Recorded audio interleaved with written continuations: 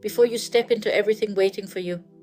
Pray this, because some battles are loud, but some battles are silent, and the silent ones are the most dangerous. Today I want to share a simple prayer for protection. Not long, not complicated, just real. We live in a world where our minds are constantly attacked. Fear, comparison, anxiety, negative thoughts. Sometimes the battle isn't outside of us, it's inside of us, and protection doesn't mean nothing bad ever happens. It means we are covered. It means we are guarded. It means we are not walking alone. God doesn't promise a life without storms. He promises His presence in the storm. And sometimes the most powerful thing you can do is whisper a simple prayer. Lord, be my shield today. Guard my mind from thoughts that are not from you, from lies that try to feel like truth. Guard my body from harm, seen and unseen, from exhaustion, from stress. Guard my heart from bitterness, from disappointment, from heaviness. Keep me safe in your love, and lead me in peace wherever I go. Amen. When you say, be my shield, you're saying, I trust you more than my fear. When you ask Him to guard your mind, you're inviting peace over panic. When you ask Him to guard your heart, you're choosing softness over hardness. Protection is not weakness. Prayer is not weakness, it is strength under surrender. And some days, this short prayer is enough to shift your whole atmosphere. If you're watching this in the morning, pray it before you leave your house. If you're watching this at night, pray it before you sleep. And if you needed this reminder today, it's not an accident you found this video. Comment Amen if you're praying this with me, and save this video for tomorrow morning. Thank you for joining me today. This is Quiet Faith. May you find rest and protection in His love. Let's be honest for a moment. Faith is beautiful when life is easy. It is easy to believe when everything is going well. But real faith is tested when life becomes difficult, when the job is lost, when the relationship breaks, when anxiety fills the heart, when the prayer you whispered night after night still seems unanswered. In those moments, many people quietly ask, God, why are you letting this happen to me? And sometimes that question comes with tears. Sometimes it comes with silence. But here is something important. Even people in the Bible ask that same question. Many people believe suffering means God has abandoned them. But the Bible shows something very different. Sometimes suffering is not punishment. Sometimes it is preparation. Think about Joseph in the Bible. He was betrayed by his brothers, sold into slavery, wrongfully imprisoned. For years his life seemed unfair. But later Joseph understood something powerful. He said, "What you meant for evil, God meant for good." The pain was not wasted, it was preparing him for something bigger. Sometimes God is not destroying your story. He is writing a chapter you cannot understand yet. Here is something many people don't realize. The strongest faith is not built in comfort. It is built in storms. Just like muscles grow through resistance, faith grows through difficulty. Pain has a way of teaching things comfort never can. It teaches patience, it teaches compassion, it teaches humility. And sometimes the very thing that breaks your heart becomes the thing that transforms your life. But what about those moments when God feels silent?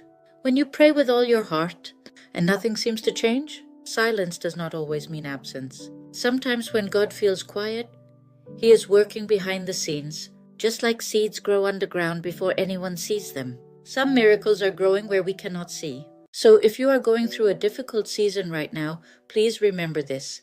Your pain is not invisible to God.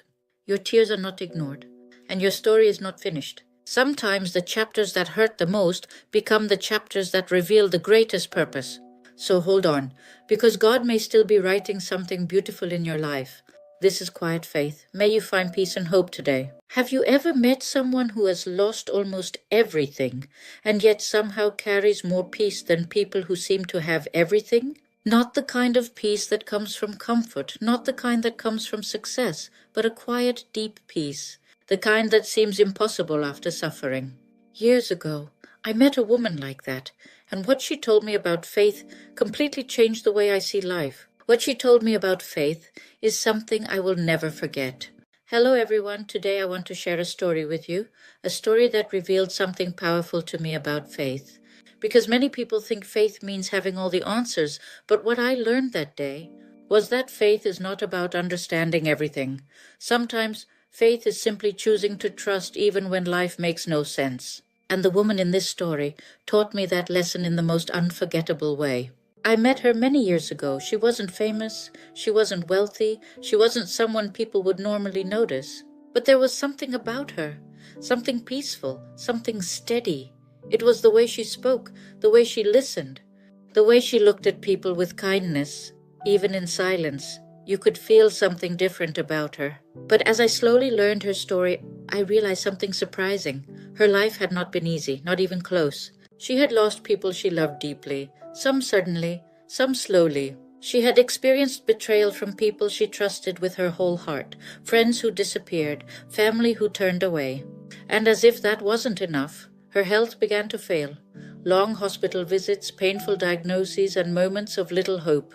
If anyone had a reason to become bitter or lose faith, it was her. But strangely, that wasn't what I saw. I saw peace.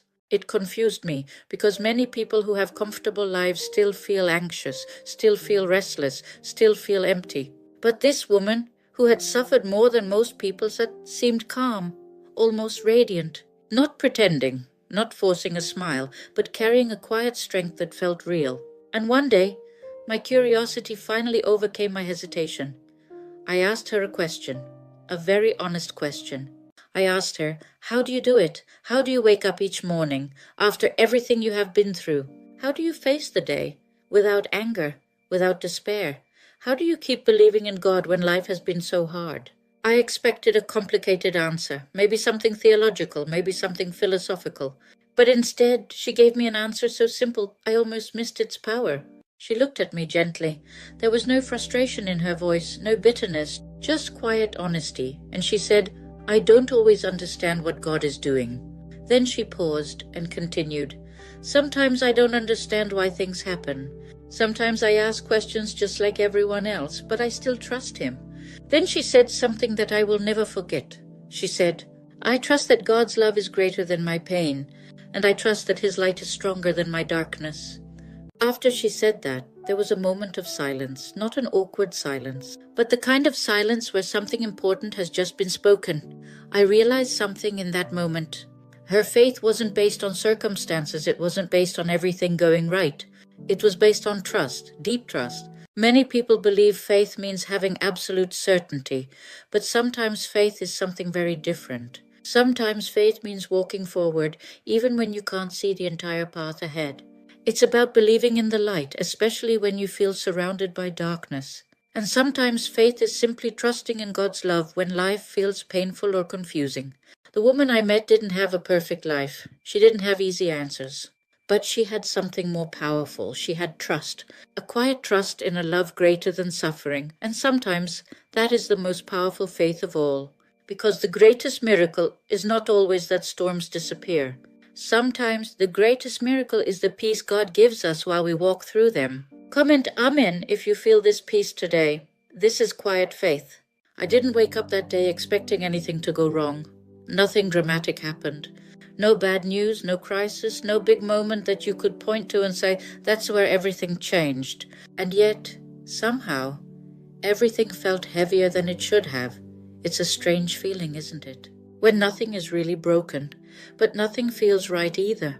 And I remember thinking later that day how something so small, so ordinary, could quietly turn into a moment where I almost found myself standing in the middle of a grocery store, trying not to cry, and at the same time, almost arguing with God in a way I never thought I would. And the strange part is, if you had seen me that day, you probably wouldn't have noticed anything at all. It started in the most ordinary way, holding a cup of coffee that should have tasted normal, but for some reason it didn't. Not because something was wrong with the coffee, but because something felt off. I was just standing there, waiting for something to change. Have you ever felt that? And I remember just standing there for a moment longer than usual, not drinking, not moving, just staring at it, like I was waiting for something to change. You ever have that kind of moment where you're technically doing something simple, but your mind feels like it's somewhere else entirely? I kept telling myself, just wake up, just start the day. It's fine. But even those simple thoughts felt heavier than they should have. I picked up my phone, put it down, picked it up again, opened an app and closed it without even realizing why I opened it. And I laughed a little, but not because it was funny. More because I recognized that feeling, that quiet restlessness, where your body is moving, but your mind isn't really present. It's like you're trying to start the day, but something inside you is still paused. And the strange thing is, nothing had actually happened. No bad message, no argument, no reason to feel that way, and yet, there it was. When I got into the car, I thought maybe changing the environment would help. You know, a little reset. But sometimes, silence makes things louder. The road was normal. The weather was fine. Everything outside of me looked exactly the way it always does. But inside, my thoughts started getting louder, not in a chaotic way, just in a steady, persistent way. Little things started coming back to me, a conversation from a few days ago, a tone in someone's voice that I didn't fully understand at the time, something small that I had brushed off, but now it felt different. Then my phone buzzed, just a simple message, nothing dramatic. If you read it, you'd probably think it was completely normal. But something about it felt different, and I can't even explain what it was exactly. Maybe it was the wording, maybe it was the timing, maybe it was just the state I was already in, but suddenly my mind started filling in meanings that weren't even there. And that's when I realized something important. It wasn't about the message, it was about everything I hadn't processed yet. And this is the part we don't talk about enough, how small things, when they come together quietly, can start to feel like something much bigger. Not because they are big, but because they don't leave space for you to breathe, and I didn't notice it happening in real time. It wasn't like a switch flipped, it was more like a slow build, a quiet accumulation of moments that didn't seem important at first, but didn't disappear either. So I went to the grocery store, not because I needed anything urgent, but because I thought maybe moving, doing something simple, would reset my mind. And for a few minutes, it almost worked. I walked through the aisles slowly, looking at things without really looking, pushing the cart, hearing the quiet hum of the store around me, and then something shifted again. Someone bumped into me, just slightly. They probably didn't even think about it after. But in that moment, something inside me said, "That's enough." Not because of them, but because I had reached a point where even something small felt like too much. And I just stood there, not moving, not reacting, just standing. And that's when it happened. Not a loud prayer, not a perfect sentence. Just a quiet, honest, almost frustrated thought. God, really? Today too? And maybe that wasn't a perfect prayer, but maybe. It was the most real one I had said in a long time. Because for the first time that day, I stopped pretending that I was okay. And maybe that's where everything began to feel lighter. If you've ever had a day like this, where nothing is wrong, but everything feels heavy, just comment. I understand. This is Quiet Faith. See you next time. Have you ever sat in silence, wanting to pray, but not knowing what to say? Not because you don't believe, but because something inside you feels broken? Like the words are there, somewhere, but they can't reach your lips. Before we go further, let's take a deep breath together. Inhale peace and exhale worry. God is with you in the silence. What do you do when your heart still believes in God, but doesn't know how to talk to Him anymore? What do you do when the pain is so deep that even prayer feels impossible? Today, I want to share something very quiet. Not a lesson, not advice, not something to fix your life, just a story. Because sometimes stories understand us more than explanations ever could. We often hear about strong faith, people who trust God in every moment, people who pray without stopping, people who stand firm no matter what happens. But there is another side to faith, one that doesn't look strong at all, the side that feels uncertain, the side that feels tired, the side that doesn't always have words, the side that sits in silence and doesn't know what to say anymore. And maybe that side of faith is more real than we think. She told me something very simple. I used to feel normal, not happy all the time, not perfect, just okay. And that kind of peace is something you only understand after it's gone. She had small routines, morning coffee that she never rushed, a quiet moment near the window before starting her day, soft music playing in the background while life slowly unfolded, and in between all of that she would pray. Not long prayers, not perfect prayers, just small conversations. God, help me today. Thank you for this moment. Please take care of the people I love. Simple, honest, natural. And then There was him. She didn't describe him in detail, but she didn't need to, because you could feel it in the way her voice changed. He made life feel lighter, she said, and sometimes that's the most powerful thing someone can do. Not fix your life, not change everything, just make it feel easier to breathe. It was a normal day, she said, and that sentence carried a quiet kind of pain, because normal days are the ones we never expect to lose. There was no warning, no feeling that something was about to change, just a day like any other, and maybe that's what makes loss so difficult. It doesn't always arrive with a signal. Sometimes it just happens, right in the middle of everything ordinary. When everything changes, God remains our anchor. He cherishes every small detail of our lives, even when we feel lost. The world didn't stop. People kept moving, cars kept passing, days kept changing. But inside, everything felt still, like time moved forward, but you stayed in that moment. You might feel like you're watching your life, not living it, and that feeling is hard to explain.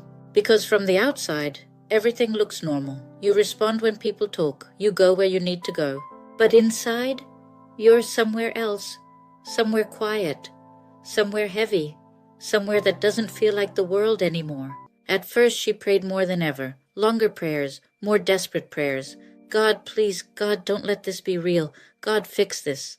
And when nothing changed, she kept praying, because hope doesn't disappear immediately. It holds on, even when reality says otherwise. But slowly, something began to shift.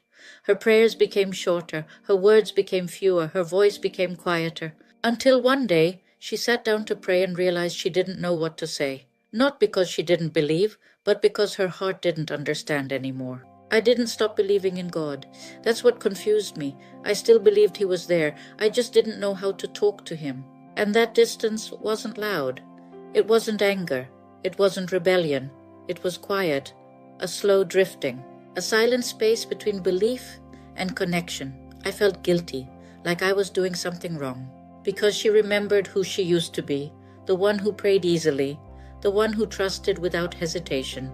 And now everything felt different. One night I stopped trying. No prayer, no effort, no searching for the right words. Just silence. She sat there, tired, empty, present, and for the first time, she didn't try to fix anything. She didn't try to be strong. She didn't try to understand. She just allowed herself to be. And in that moment, something shifted. Not outside. Nothing changed around her. But inside, something softened. Maybe, she said slowly, God wasn't waiting for my words. Maybe He already understood my silence. She still doesn't pray the way she used to. Some days she says nothing. Some days she just sits, and somehow that's enough. Because maybe faith is not always about speaking. Maybe it's not always about understanding. Maybe it's not always about feeling strong. Maybe sometimes faith is simply staying. Even in silence, even in pain, even when you don't have the words. If you're in that place where prayer feels hard, where words don't come easily, and where your heart feels tired, maybe you're not far from God at all. He is right there in the tired places with you. Maybe you're just in a different kind of faith, a quieter one, and that is beautiful. Faith doesn't always have to be loud to be powerful. God hears your heart, even when you have no words. If this speaks to you, type Amen in the comments and subscribe for more gentle reflections. This is Quiet Faith. Tonight, let everything become quiet. Let the noise of the day move farther and farther away, like footsteps fading down a long road at dusk. Let your thoughts soften. Let your breathing become slower, easier, gentler. There is nowhere you need to go right now, nothing you need to solve, nothing you need to carry for this moment. Just rest here. And as you rest, imagine a soft evening sky above an ancient land. The light is fading slowly over gentle hills. The wind moves through olive trees with a hush so light it almost sounds like a whisper. The earth is still warm from the day, but the air has begun to cool. Small lamps are being lit in homes of stone. Sheep are settling in the distance. A quiet path stretches between villages, dusty and familiar, worn by many feet, many journeys, many prayers. And on that path Jesus walks. He does not hurry. He does not rush past the fields, or the fig trees, or the people who wait at doorways, watching the day come to its end. He walks with the steady peace of someone who is never late, never lost, never troubled by the fading light. Each step is simple, each step is calm, each step seems to say that peace does not need to race. Peace arrives gently. So just imagine him there, Jesus Christ, walking softly beneath the evening sky. His robe moves lightly with the breeze. Sandals touch the earth with quiet steps. The last golden light rests on his face. There is no strain in him, no fear, no confusion, only the deep and steady calm of someone who knows the heart of God fully and lives inside that love completely. And somehow, as he walks, the whole world around him seems to breathe more slowly. The trees are still, the birds settle, the air becomes tender, the road itself feels holy. You do not have to force the picture, just let it come gently, and if it fades, that is all right. Let it return in its own time, softly, like a dream arriving. Jesus keeps walking. Ahead of him is a small village. A few lights glow in the windows. Somewhere bread is baking. Somewhere water is being poured into clay cups. Somewhere a mother is gathering her child clothes before nightfall. Somewhere an old man sits outside his doorway, listening to the wind and remembering the years behind him. And Jesus comes near that village with the same tenderness he brings everywhere. He sees everything. He notices the people no one else notices. He feels the sorrow no one else sees. He knows the prayers no one else hears. He knows the tiredness people carry at the end of a long day. He knows the ache in bodies that have labored. He knows the quiet disappointments hidden behind ordinary faces. He knows the little fears that begin to grow when the sun goes down and the world becomes still enough to hear them. He knows, and still he walks gently, never in panic, never in coldness, never with a hard heart, only gently. Imagine now that you are there too. You are not far away, not watching from a great distance. You are nearby, walking at an easy pace behind him, or perhaps beside him, with the evening air around you and the soft dust under your feet. You do not need to speak. He does not require anything from you. He is not asking you to explain yourself.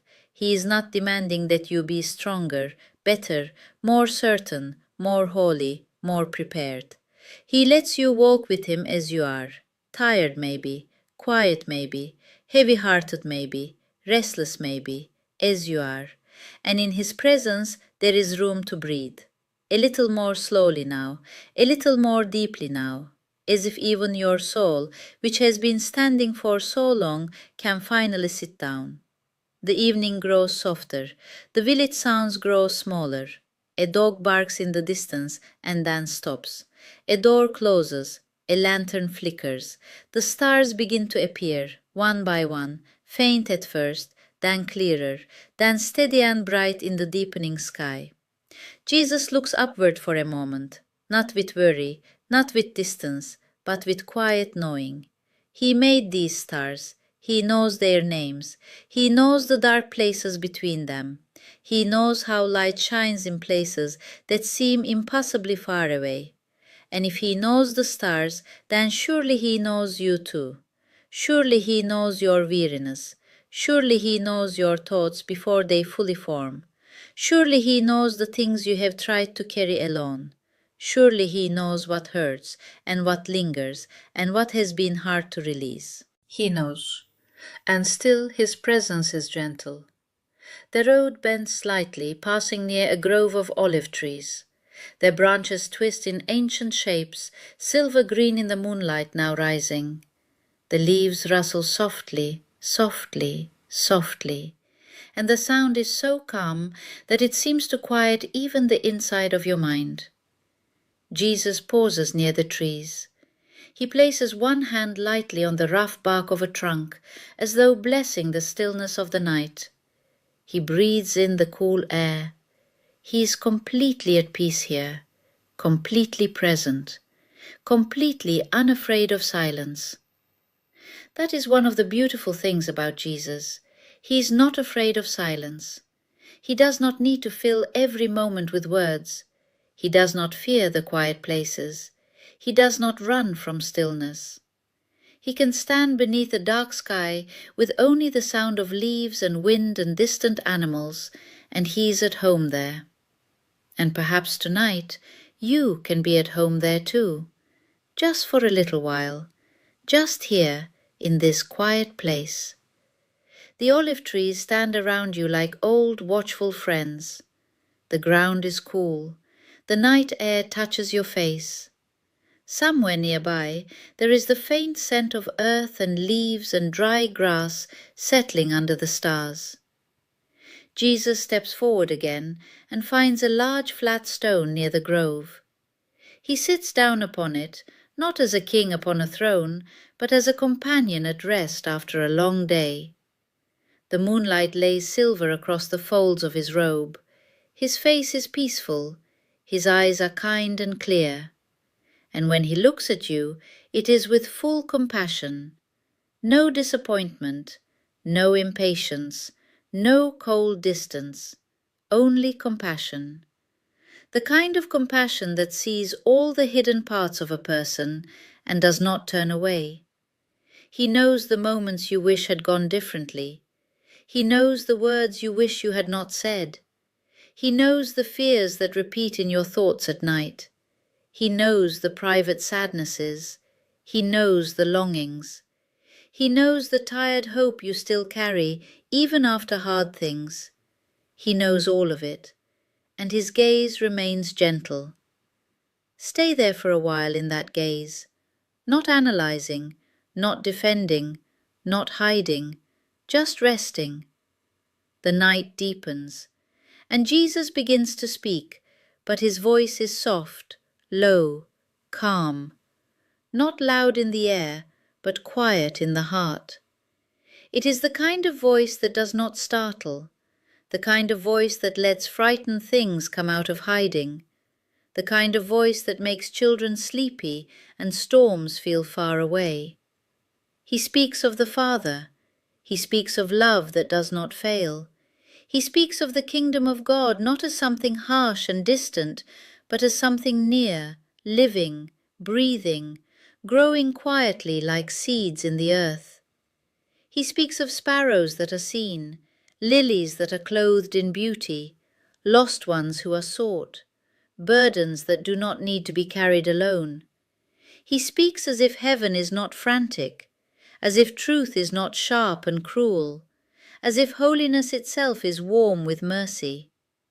And everything in you begins to loosen a little. The places that have been clenched begin to soften. The places that have been bracing begin to rest. The places that have been awake too long begin to feel drowsy in peace. Jesus does not hurry his words. He leaves room between them.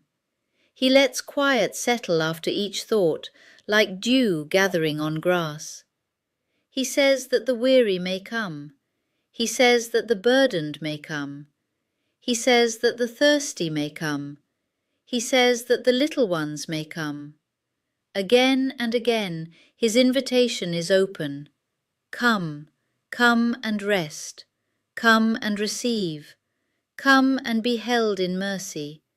Come and stop striving for one little while. Come and remember that you are loved before you achieve, before you fix, before you understand. Come. The leaves above you whisper in the wind. The stars seem brighter now, and your breathing grows even slower. You listen as Jesus tells a story, because he often teaches through stories, and even now, in the stillness of night, stories rise from him with ease. He speaks of a shepherd walking out into the hills when one sheep is missing. 99 remain, but one is gone, and the shepherd does not say, "It is too late," or "too dark," or "too inconvenient." No, the shepherd goes. He walks through the dim places. He listens for the smallest sound. He keeps searching. He does not forget the one. And when he finds that sheep, trembling or tangled or exhausted, he does not scold it for getting lost. He lifts it carefully. He carries it close. He brings it home with joy. Jesus tells the story simply, tenderly.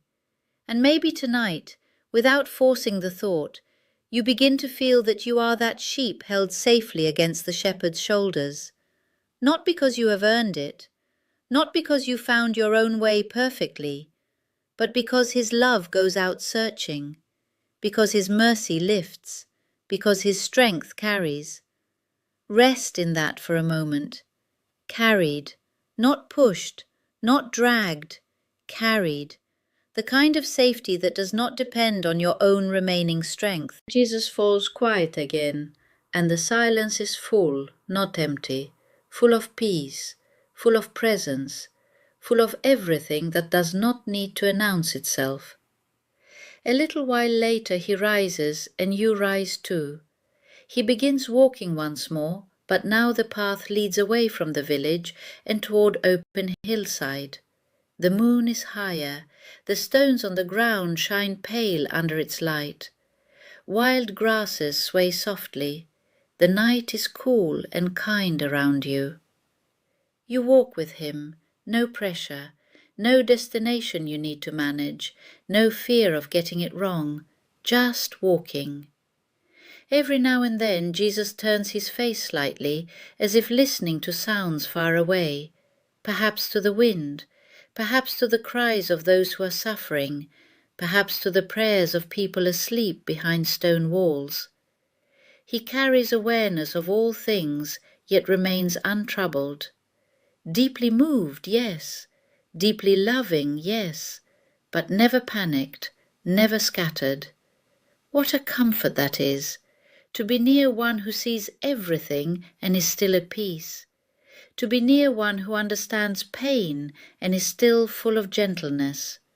To be near one whose heart is wide enough to hold the sorrows of the world without becoming hard.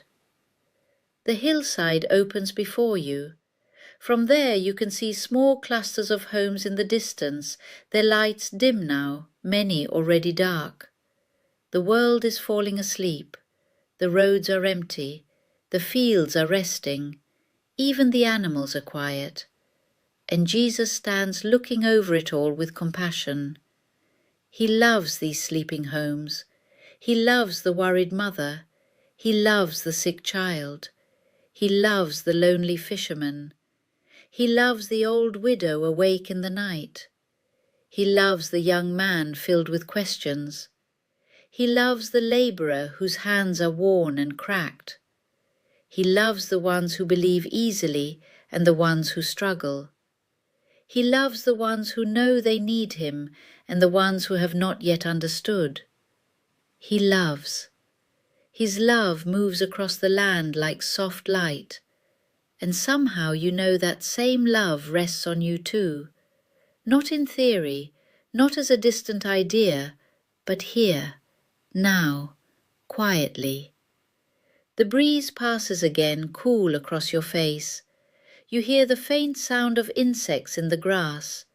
You hear your own breath. You hear nothing else you need to answer.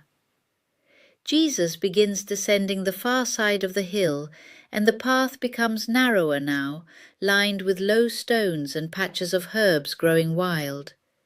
There is thyme in the air, and dry grass, and the faint smell of water from a stream not far away. The night is so peaceful that even the smallest details seem wrapped in tenderness. He comes at last to the stream.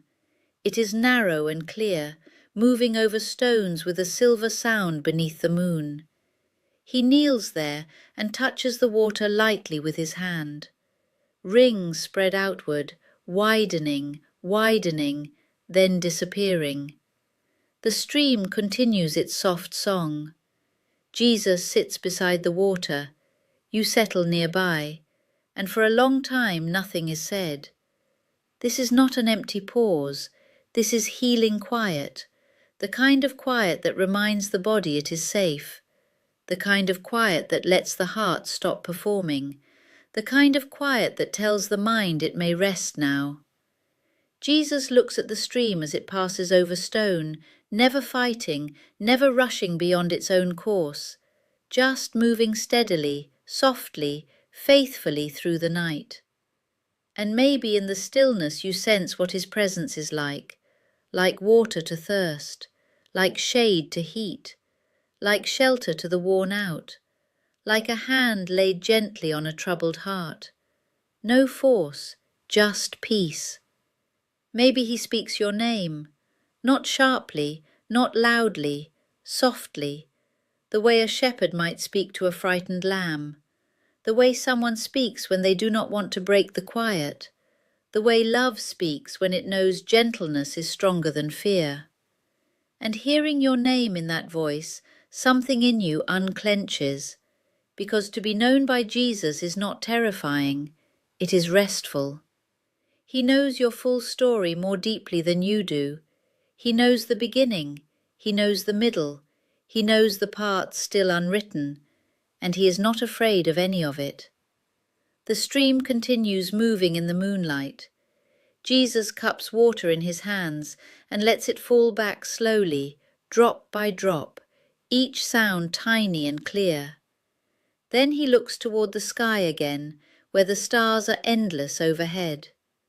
Perhaps he remembers even now every promise of God spoken through centuries, promises given to wanderers, promises given to barren women, promises given to shepherds, kings, prophets, exiles, fishermen, promises spoken in deserts and dreams and temples and prison cells, promises that seemed impossible and yet were held faithfully by God through long years of waiting.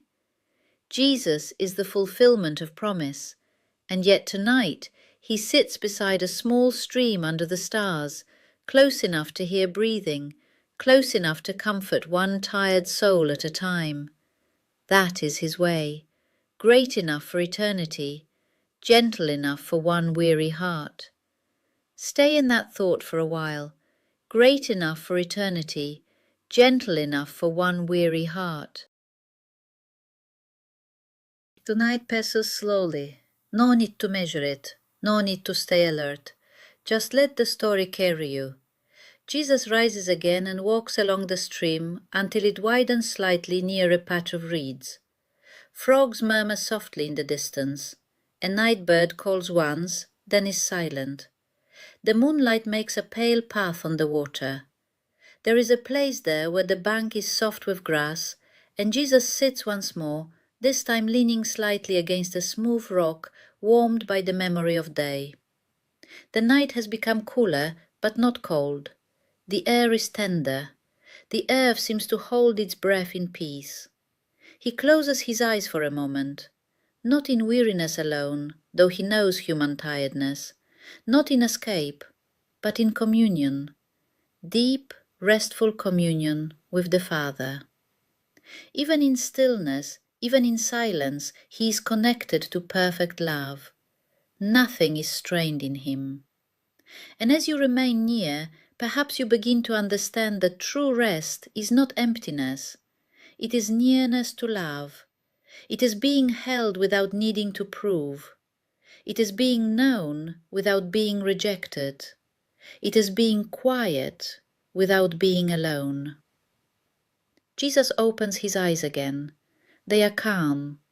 He does not seem troubled by the darkness, because he knows that darkness is never the end of the story. He knows dawn exists, even when it is still far off. He knows light cannot be overcome. He knows the Father holds all hours, even the ones that seem longest. That matters tonight, because perhaps some part of you has felt like a long night. Perhaps some part of you has wondered if dawn will come. Perhaps some part of you has been tired of waiting for light. And here is Jesus, sitting peacefully under the stars, as if to say, yes, the night is real, but it is not final. Yes, the dark may feel long, but it is not forever. Yes, you may rest even here. Rest before the answer. Rest before the morning. Rest before everything is understood. Rest in Him. The stream keeps moving. The breeze keeps whispering. The stars remain above, steady and unhurried. and Jesus remains near, always near. If your thoughts drift, let them drift softly back. If your body grows heavier, let it grow heavy. If sleep begins to come, let it come. There is no need to hold yourself awake inside the story. Jesus is still by the water, still calm, still watchful, still full of mercy, and the night around him is deep and kind. Soon perhaps he will rise again. Soon perhaps the story will continue down another quiet path, into another gentle moment beneath the stars. But not yet. For now there is only this peaceful place, this moonlit stream, this holy stillness, this gentle Christ, and you are safe here. Safe to breathe slowly, safe to loosen your thoughts, safe to become quiet, safe to rest. The water moves over stone, the grass bends in the breeze, the stars shine above. Jesus remains near, and everything slows, everything softens, everything becomes still. The night air rests gently over the hillside, and the quiet remains unbroken. Jesus is still near the water, still beneath the sky, still wrapped in that unhurried peace that seems to calm everything around him. Nothing strains, nothing presses, nothing asks to be solved. The world has grown so still that even the smallest sounds feel soft and far away. The stream keeps moving, silver in the moonlight. The reeds sway a little. The breeze passes and then settles.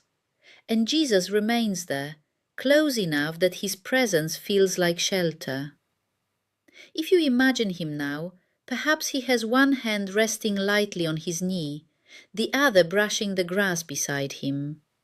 His face is peaceful. His eyes are thoughtful, but not burdened.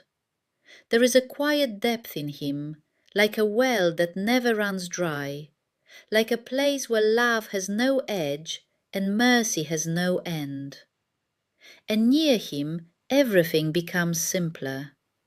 You do not need many words here. You do not need to explain the shape of your tiredness. You do not need to straighten every thought before you rest. You only need to be here. Jesus knows how to sit in silence without making silence feel empty. He knows how to be still without becoming distant.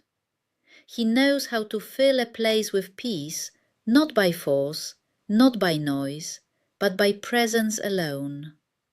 So you remain nearby, and the longer you remain, the more the quiet begins to feel kind. Not lonely quiet, not uncertain quiet, but kind quiet. The kind that lets a weary mind set down its weight a little at a time. The kind that makes the body feel heavier in a good way, more ready for rest, more willing to soften into stillness. The kind that says, without words, "You are safe now." Jesus looks out across the water again. Moonlight touches the edges of his face and robe. The stream glimmers and slips over stone, steady and patient. It does not rush to arrive. It does not struggle to be anything other than what it is. It simply continues, faithful in its small path through the night. And perhaps there is comfort in that. So much of life asks for striving. So much of the world pushes and pulls and hurries. But here, beside Jesus, beside the water, there is no rush. Only the slow unfolding of a quiet night. Only the steady breathing of earth and sky. Only the nearness of Christ, who is never anxious in his love. After a long stillness he rises, not suddenly, not sharply. He stands with the calm ease of someone who belongs to the silence and is not trying to escape it. He begins to walk again, following the stream where it curves between stones and low patches of grass. His steps are light. The hem of his robe moves softly. The ground gives off the faint scent of cooling earth. And you walk with him. There is no effort in following. It feels natural, easy, as though your soul remembers the space. The stream leads toward a wider place where the land opens and the grass is thin. Small flowers grow there, closed now for the night. Their petals are folded inward, waiting for morning. The air is cool against your skin, but gentle, and every now and then a warmer trace lingers where the earth still holds a memory of the day. Jesus walks through this quiet place as though nothing is beneath his notice. He notices the flowers that sleep. He notices the shapes of stones. He notices the breeze turning the leaves. He notices the sleeping birds tucked into branches nearby. And in noticing these small things, he gives them dignity. He shows that the kingdom of God is not only in the grand and the loud, but also in the hidden, the small, the still, the easily overlooked. A sleeping flower, a blade of grass bending in moonlight, a tired heart finally becoming quiet. These are not nothing to him. He continues a little farther until the stream narrows again and disappears between stones. Ahead is a low path leading through a grove of fig trees. Their branches spread gently overhead, and the leaves catch the moonlight in dim silver shapes. The path is shaded there, darker, cooler, but not frightening, only hushed. Jesus enters the grove, and you go with him. The earth beneath the trees is softer now, scattered with fallen leaves and the faint, sweet scent of fruit. Somewhere in the branches above, a night insect sings steadily, its sound thin and rhythmic, almost like a thread sewn through the silence. The grove holds the coolness of shade even at night, and every step inside it seems to draw you farther away from the noise of ordinary worry. Jesus slows, then pauses beside one of the trees. He places his hand against the trunk. Rough bark beneath gentle fingers, stillness touching stillness. There is something so peaceful in the way he touches the world. Nothing grasping, nothing hard. He is fully present to what is before him. Whether a tree, a stone, a child, a stranger, a friend, he is present. And perhaps that is part of why people were able to rest near him, because he truly saw what was before him. He was not distracted by appearances. He was not impatient with weakness. He was not so hurried that he missed the soul in front of him. He saw, and in being seen by him, people softened. So now, under the fig trees, in the dim and holy quiet, imagine being seen by Jesus that way, seen fully. Not only the version of you that others know, not only the face you show in the daytime, but the quieter self, the inward self, the part of you that sometimes feels tired without knowing why, the part that holds old disappointments, the part that hopes and fears and wonders and longs. He sees that part too, and his gaze does not wound it, his gaze gives it rest. The grove deepens around you, the leaves whisper overhead. Jesus begins walking again, and soon the trees thin enough that the sky opens back up. The stars are bright now, scattered wide and clear across the dark. They look ancient and alive, each one burning quietly above the sleeping land. Jesus steps into the open and stops on a low rise. From here, the land stretches gently in the moonlight. Distant hills rest under the sky. A village lies far off, silent and dim. A road winds pale through the dark like a ribbon. Somewhere beyond the hills, the sea breathes in its own slow rhythm, though it cannot be seen from here. And Jesus stands in the middle of it all, completely at peace. Not because there is no sorrow in the world, not because no one is suffering, not because all wounds have already healed, but because he is held in the Father and his love is deeper than fear. This peace is not denial, it is not pretending, it is something stronger, a peace that can remain even when the world is heavy, a peace that does not depend on perfect circumstances, a peace that reaches into the heart and says, "Rest here with me." He lowers himself to sit on the rise, and you settle nearby once more.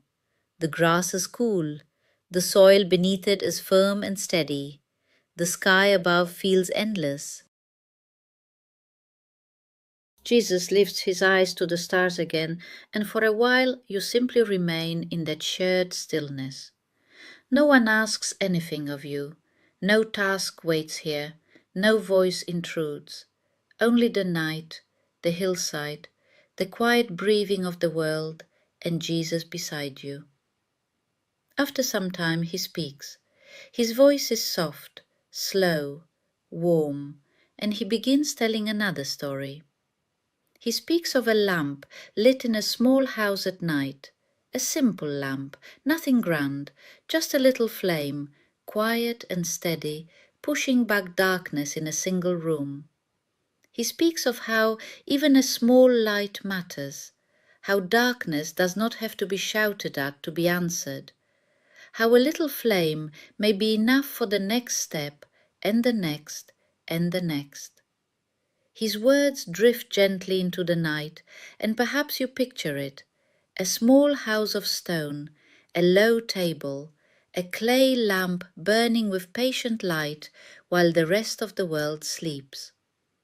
The light touches a cup, a loaf of bread, folded cloth, tired hands at rest. Nothing flashy, nothing loud, just enough light to make the room kind. And maybe, in the calm way Jesus tells it, you begin to feel that his presence is like that lamp. Not harsh, not blinding, just enough.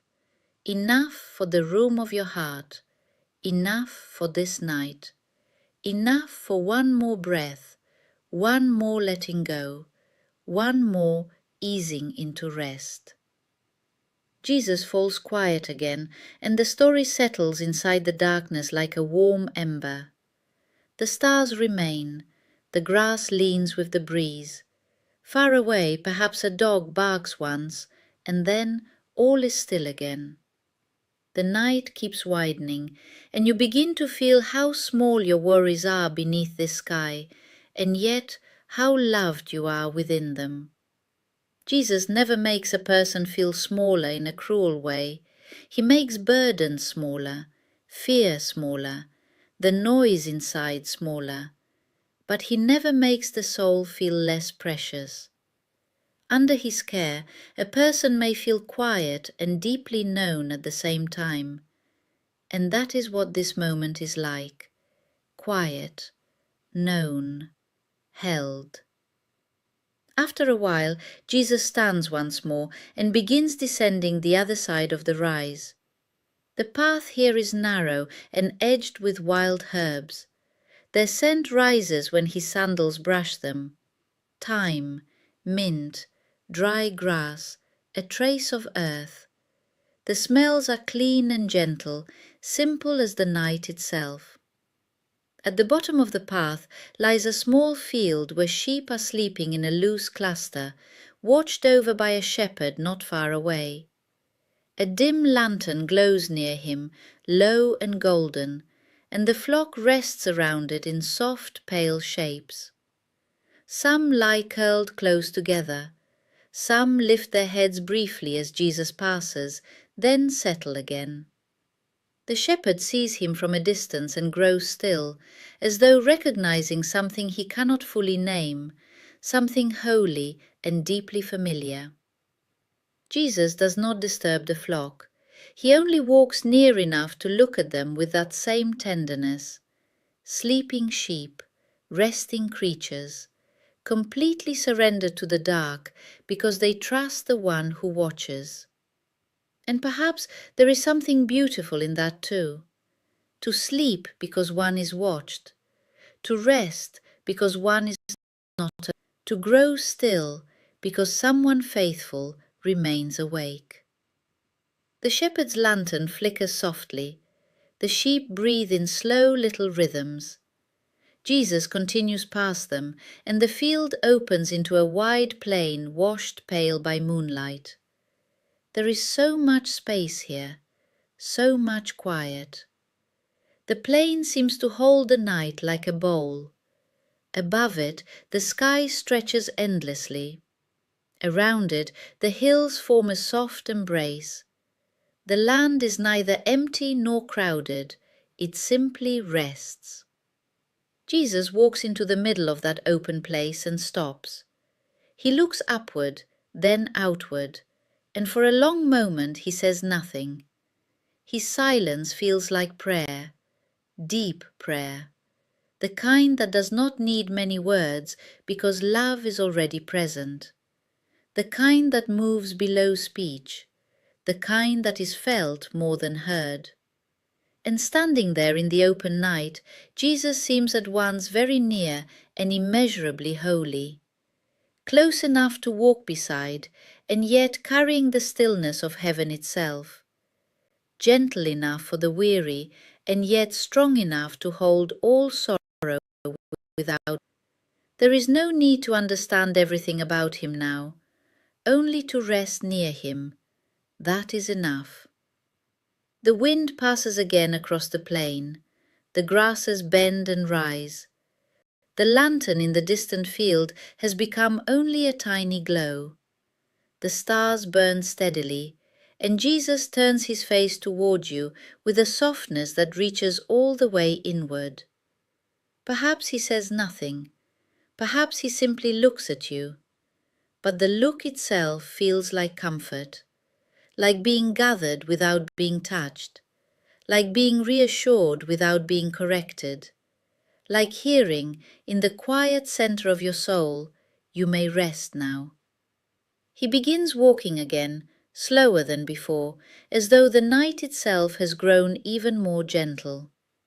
The path now leads toward a cluster of low stones where the land rises in uneven shelves. Small pockets of shadow gather there. Moonlight slips through in silver strips. Jesus moves through it easily. He knows the way even in darkness. He does not hesitate at the stones. He does not stumble in uncertainty. He walks with the peace of one who is never truly in the dark. It is deep. And there is comfort in following that kind of peace.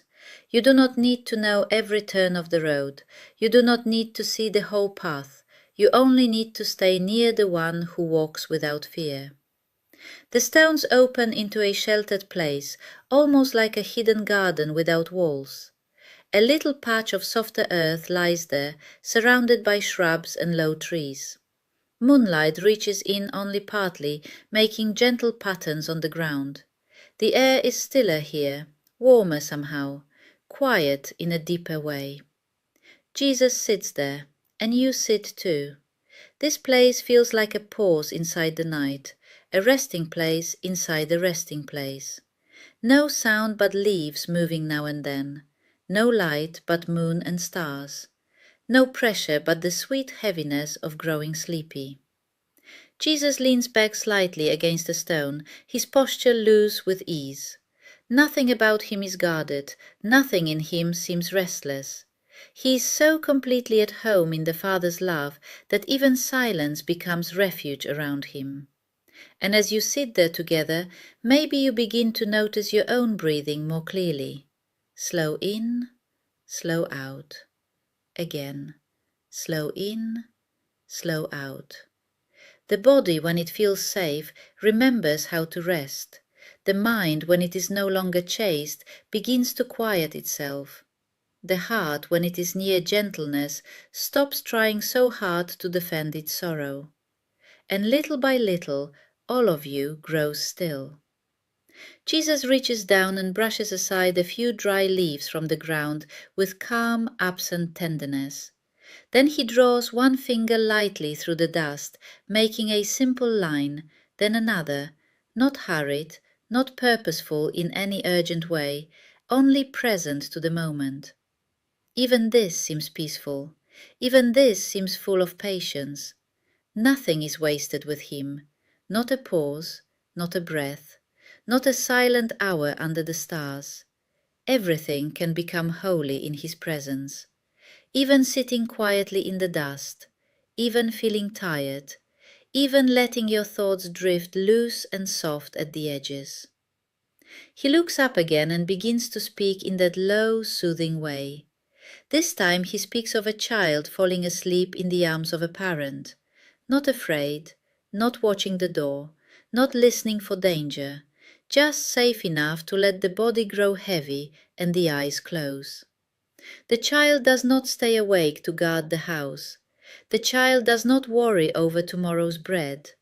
The child does not hold the world together. The child rests because love is near. Jesus speaks of that kind of trust with such gentleness that it begins to feel possible. Not forced trust, not perfect trust, just small trust. Enough to loosen one hand from worry, enough to breathe one little bit deeper, enough to say, for this moment, I do not have to carry everything. The words settle over you like a blanket, and the hidden place among the stones feels warmer now, though the night is cool. A calm warmth, a spiritual warmth, the kind that comes when fear moves farther away and love draws nearer. The leaves overhead whisper again. Far off an owl calls once. The earth remains steady beneath you. Jesus grows quiet, and the quiet itself becomes part of the story. You do not need constant words. Sleep does not need constant words. Peace does not need constant words. Sometimes it is enough to know He is here, here in the stillness, here in the night, here in the parts of you that are finally unclenching. Here in the place where thoughts are becoming slower and softer and less sharp around the edges. The stars continue their silent shining. The moon shifts a little higher, washing the shrubs and stones with a pale glow. The hours pass slowly, kindly. No one is counting them. No one is rushing them. Jesus remains beside you as if there is nowhere else he would rather be than with the weary, with the quiet, with the ones learning how to rest. And perhaps that is one of the loveliest things to remember. He is not reluctant in his presence. He is not giving you leftovers of attention. He is not half turned away. He is with you fully, gently, patiently, tenderly. At last he rises once more, and though the movement is slight, it feels as though the story itself is continuing in a deeper hush now. He steps out from the shelter of stones and begins walking toward a low ridge where the first faint paling of the sky is not yet visible, but where the darkness has softened almost imperceptibly, as though somewhere far beyond sight morning is thinking of coming. You follow him up the ridge. The grass is damp now with night moisture. The air is cooler. The stars still shine, but there is the slightest sense of change in the stillness, not bright yet, not morning yet, only the smallest promise that night does not last forever. Jesus pauses at the top. He looks over the sleeping world. His face is calm, and in that calm is a promise too, not spoken loudly, not pressed, simply there. The promise that love remains, the promise that God does not leave the night empty, the promise that even before dawn appears, hope already exists. Stay there with him in that almost hidden promise. Let it be enough. No need to grasp it tightly, no need to analyze it. Only rest near it, the way one rests near a fire, or near water, or near someone trustworthy. Jesus stands quietly on the ridge. The world sleeps below. The wind moves across the grass.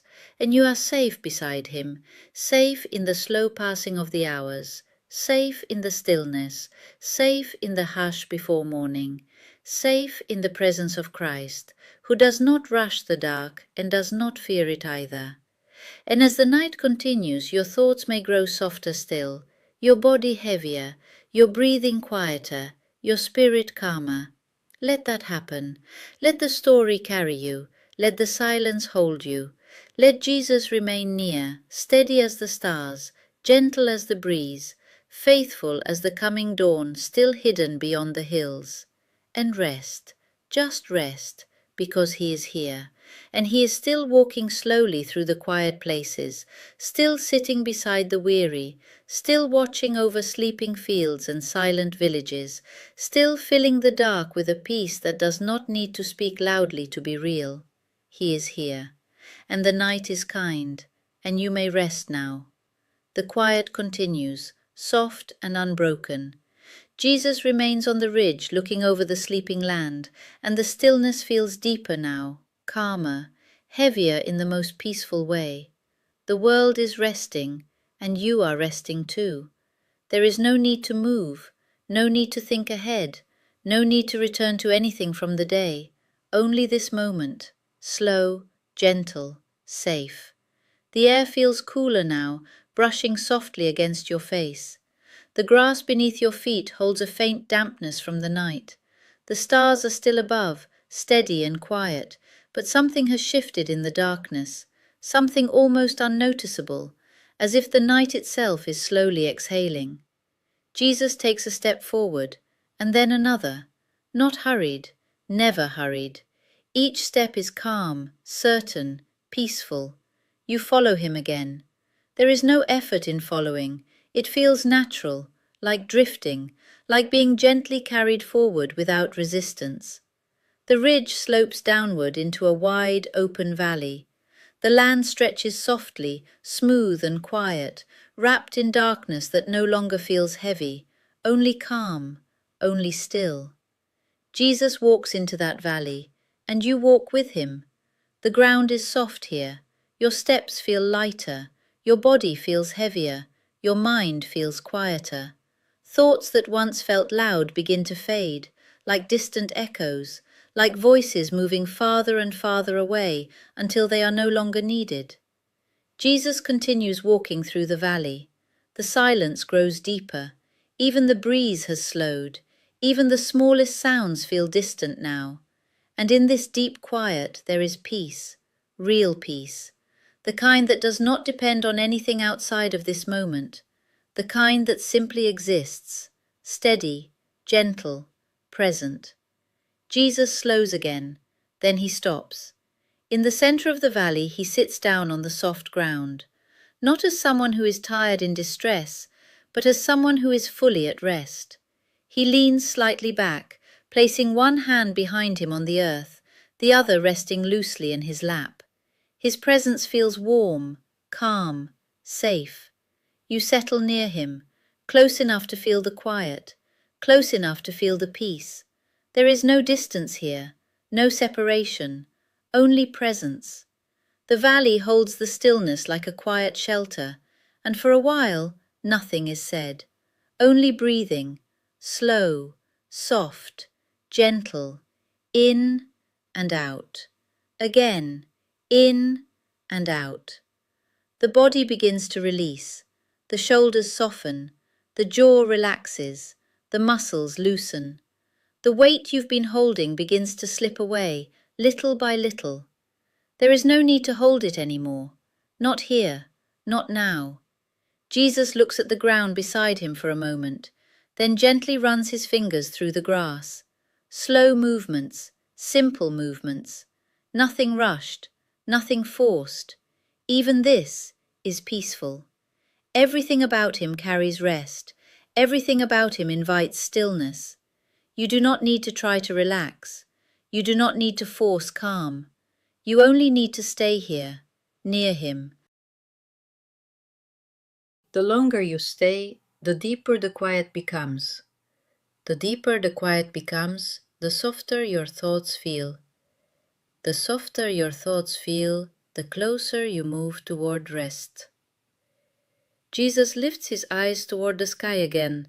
The stars are still there, but now Very slowly, the darkness between them feels lighter, not bright, not morning yet, just softer, as if light is beginning somewhere far away, as if dawn is slowly preparing to arrive, even though it is not yet visible.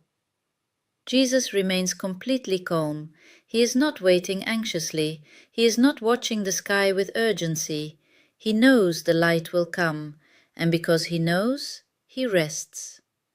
That calm certainty, that quiet knowing, begins to settle over you too. You do not need to rush toward morning. You do not need to figure out tomorrow. You do not need to solve anything right now. Just like the sky slowly changes, your rest can come slowly too, gently, naturally, without force. Jesus turns his gaze toward you again, and there is something so soft in his eyes, so kind, so understanding. He does not ask anything from you. He does not expect anything from you. He simply remains with you, fully present, fully peaceful, fully near. And in that presence, you begin to feel it more clearly. You are not alone. You have never been alone. Even in your most tired moments, even in your most quiet struggles, even in the nights that felt long, he was near. He is near. He will remain near. That truth settles gently, like a soft blanket. No pressure, no demand, just comfort. Jesus slowly lies back onto the grass, not in exhaustion, but in complete rest. His gaze remains upward, toward the sky, toward the quiet unfolding of light that has not yet arrived. He rests easily, peacefully, completely, and you can do the same. You can rest. You can let your body sink a little deeper. Let your head grow heavier. Let your breathing slow even more. There is nothing to hold, nothing to fix, nothing to carry, just rest. The valley remains silent. The earth feels steady beneath you. The air is calm. The sky continues its slow, quiet change, and Jesus rests beside you, not distant, not watching from far away, right here, close, present, peaceful. Your thoughts are softer now, slower now, fading gently, like mist disappearing in the early light. There is less to hold on to, less to think about, less to carry, and more space for rest. Jesus speaks again, very softly, so softly it almost feels like the words are inside your own thoughts. Rest now. Not as a command, not as pressure, but as an invitation, a gentle permission. Rest now. And you allow yourself to follow that invitation. Your body grows heavier, your mind grows quieter, your breathing slows even more. The world feels far away, the valley feels safe, the night feels kind, and Jesus remains beside you, steady, gentle, unmoving, faithful. The first faint hint of light begins to touch the far edge of the horizon, barely noticeable, just a soft shift in the darkness. But you do not need to watch it. You do not need to stay awake for it. You can rest before it arrives. You can sleep before the morning, because peace is already here. Jesus is already here, and that is enough, always enough. The breeze moves gently once more. The grass shifts softly beneath you. The stars begin to fade, slowly, quietly, without urgency, and everything feels even more still, even more calm, even more ready for rest. Your breathing is slow now, deep, easy. Your body is fully relaxed. Your mind is quiet, and you are safe, safe in the silence, safe in the stillness, safe beside Jesus. He does not leave. He does not rush ahead. He remains, watching, present, calm. And as sleep begins to fully take you, as your thoughts drift away completely, as the world becomes soft and distant, his presence stays, gentle, quiet, steady, like the night, like the breath, like the promise of light that always comes. Rest now. You can let go. You can sleep. He is here, and everything is at peace. The quiet deepens even more. The valley is still, the air is soft, the world feels far away now, almost distant, like something gently fading behind you. Jesus remains beside you, unmoving, peaceful, present. There is no need to open your eyes, no need to return to anything. Just stay here, resting, breathing slowly, in and out, again, in and out. Each breath softer than the one before, each moment quieter than the last. The sky continues its slow change. The darkness is no longer as deep.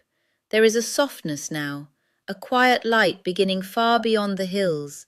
But here, in this place, everything remains calm. Nothing rushes, nothing interrupts, nothing asks anything from you.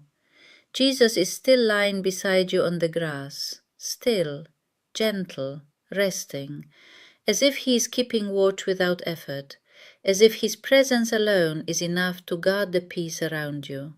And it is. There is a feeling now, a deeper feeling of safety, not just around you, but within you.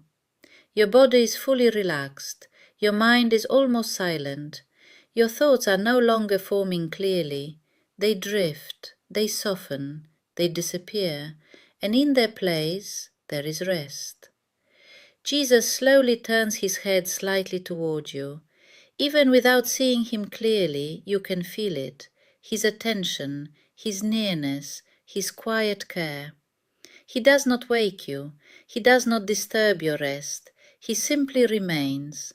And that presence feels like protection, like nothing can reach you here, like nothing needs to. The valley holds you, the earth supports you, the air surrounds you gently, and Jesus remains. The first light of early morning begins to grow, still very faint, still very soft. A pale glow touches the far horizon. It spreads slowly, almost unnoticed, like a whisper of light. The stars begin to fade, one by one, quietly, without resistance, without urgency, and still you remain resting. You do not need to wake, you do not need to follow the light yet. You can stay here, in this peaceful space, in this gentle moment.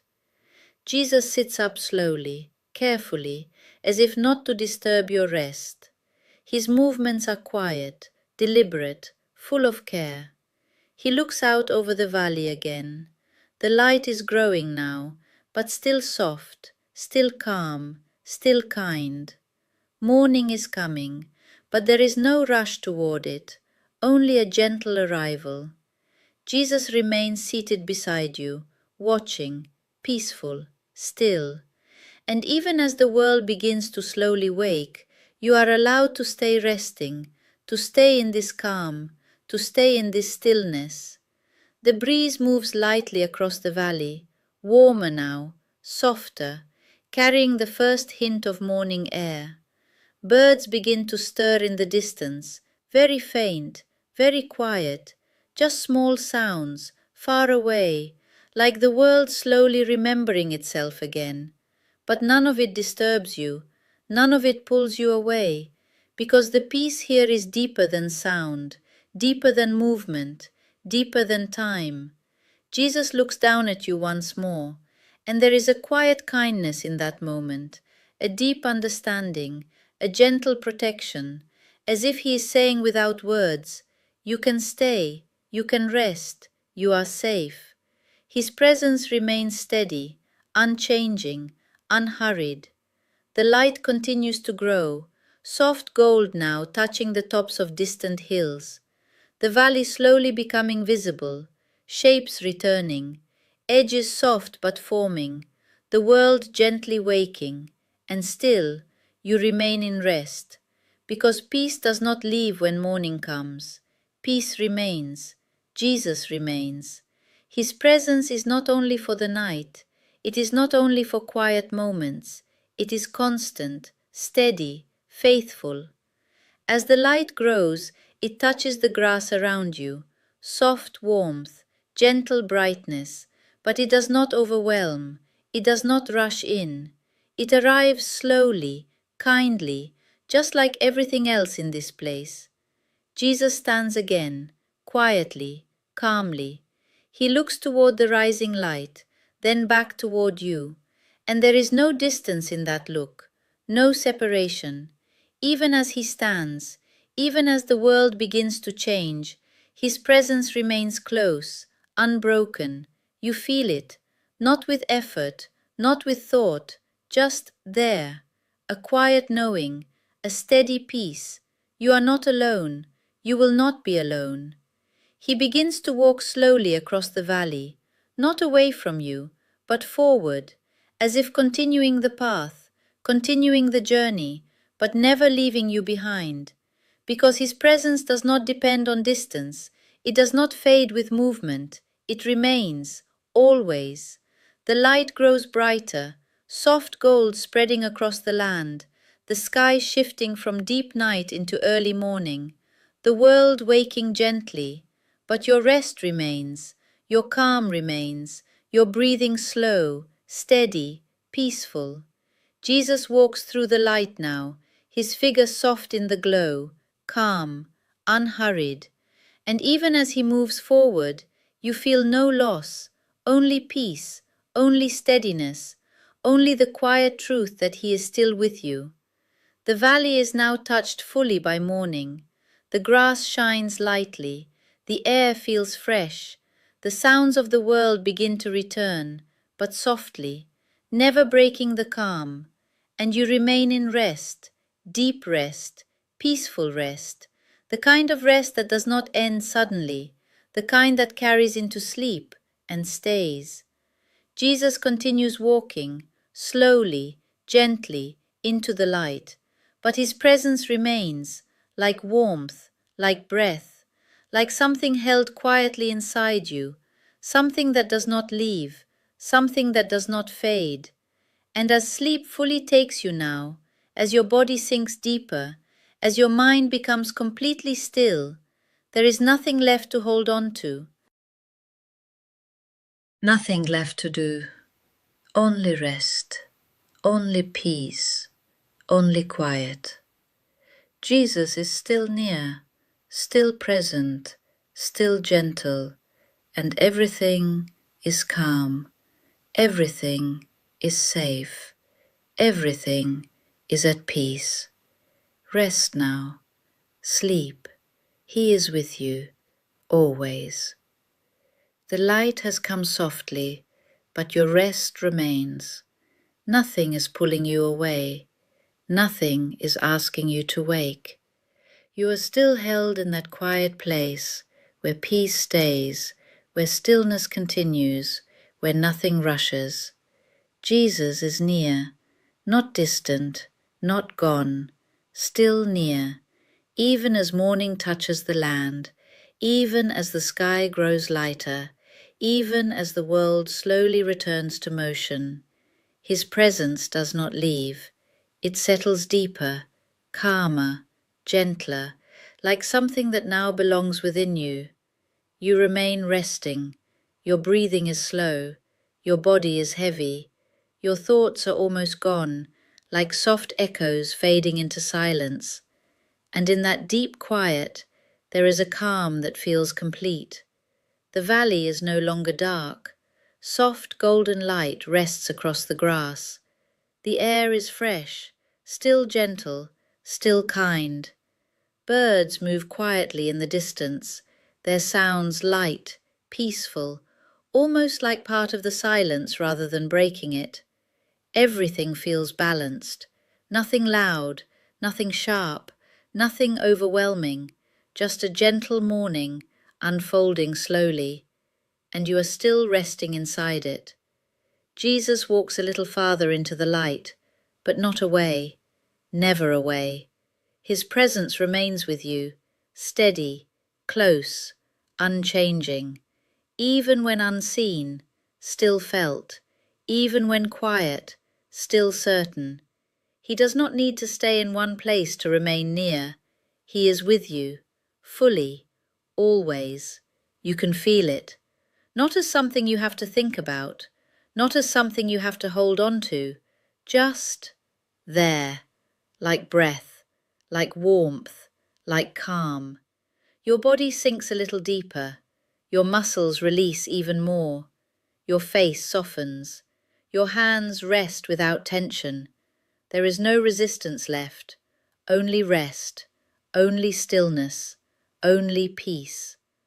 The light grows warmer, touching your skin gently, but it does not wake you, it does not pull you away. It simply exists around you, quietly, like everything else. Jesus' presence feels even more peaceful now, as if the calm of the night has settled fully into your being, as if the stillness has become part of you. Nothing needs to change.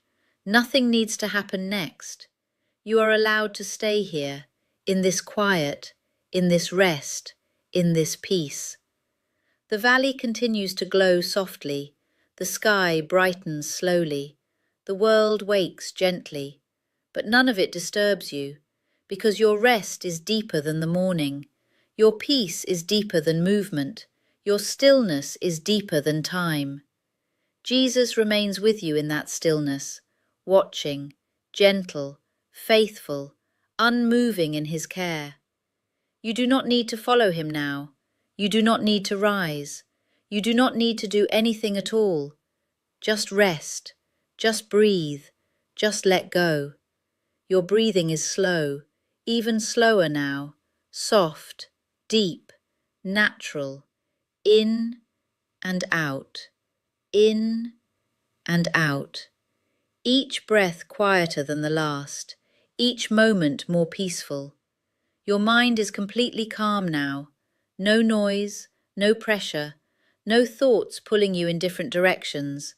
Only quiet, only stillness, only rest. Jesus' presence feels like a gentle covering, like something surrounding you, protecting you, holding you. There is no fear here, no worry, no weight. Everything that once felt heavy has softened. Everything that once felt loud has quieted. Everything that once felt tense has released. And now there is only peace. The morning continues to unfold. Light fills the valley completely. The sky is soft and open. The air moves gently. The world breathes. And you remain in rest. Deep rest. Peaceful rest. Uninterrupted rest. Jesus is still with you, not moving away, not fading, still present, still calm, still gentle, as if watching over your rest, as if guarding your peace, as if staying until you are fully at ease. And you are, fully at ease, fully safe, fully calm. Your body feels weightless and heavy at the same time. Your mind is quiet and still. Your breath is slow and steady. There is nothing left to do, nothing left to think about, nothing left to hold. Only rest, only peace, only quiet. Jesus remains, always remains. And as sleep deepens completely, as your awareness softens, as everything fades into gentle stillness, you are held, safe, calm, at peace. And there is nothing more you need, nothing at all, just rest, just sleep. He is here, and everything is still, everything is gentle, everything is at peace. The rest continues, softly, gently, unbroken. Nothing pulls you away, nothing disturbs the stillness.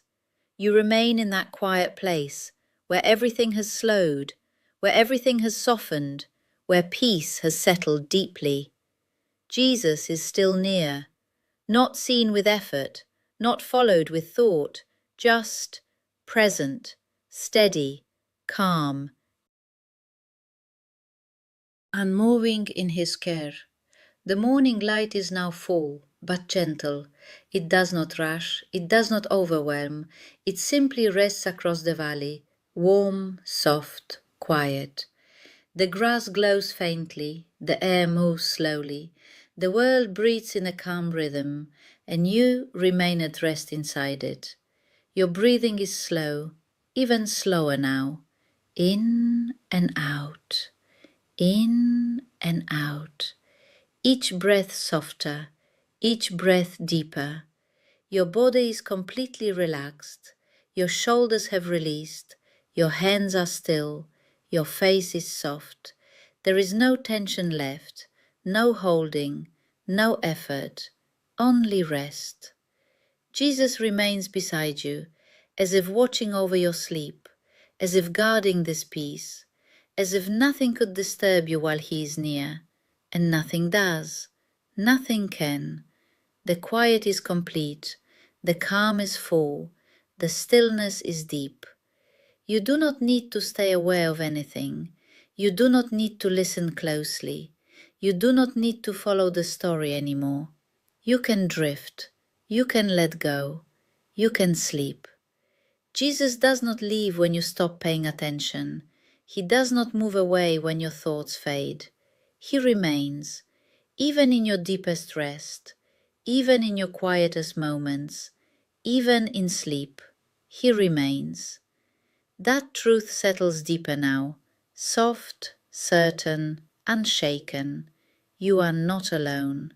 You are never alone, even here, even now, even in complete stillness. Your breathing slows even more, almost effortless, almost silent, in and out, in and out. Your body feels heavier now, sinking deeper into rest. Your mind is empty of noise, empty of pressure, empty of thought. Only quiet remains, only peace remains, only stillness remains. Jesus' presence feels like warmth, like something steady surrounding you, like something holding everything together without effort. You do not need to understand it, you only need to rest inside it. The world continues softly around you, but it feels far away, distant, unimportant. Everything that once mattered, everything that once felt urgent, has faded, and what remains is peace. Simple peace, deep peace, complete peace. Jesus is still here, still calm, still gentle, still watching, still near, as if time itself has slowed just to hold this moment, as if nothing needs to move forward, as if everything is already enough. You are safe, completely safe. There is no danger here, no worry, no pressure, no need to hold anything together. You can release everything, fully, completely, without hesitation. Let go. Let go of the day. Let go of tomorrow. Let go of every thought still holding on. Let go and rest. Jesus remains, always remains, steady, faithful, unchanging. And as sleep becomes deeper, as your awareness fades completely, as everything becomes soft and distant, his presence stays, quiet, gentle, constant, like breath, like stillness, like peace. You do not need to wake, you do not need to move, you do not need to think, only sleep, only rest, only peace. The valley is quiet, the morning is soft, the world continues gently, but you are at rest, deep rest, complete rest. Jesus is here, and everything is calm, everything is still, everything is at peace. Sleep now, rest deeply, you are safe, always safe. He is with you, always. The stillness remains, soft, deep, unbroken. Nothing changes suddenly, nothing interrupts the peace. Everything continues gently, just as it is. You are resting, fully resting. Your breathing is slow, quiet, effortless. In and out, in and out.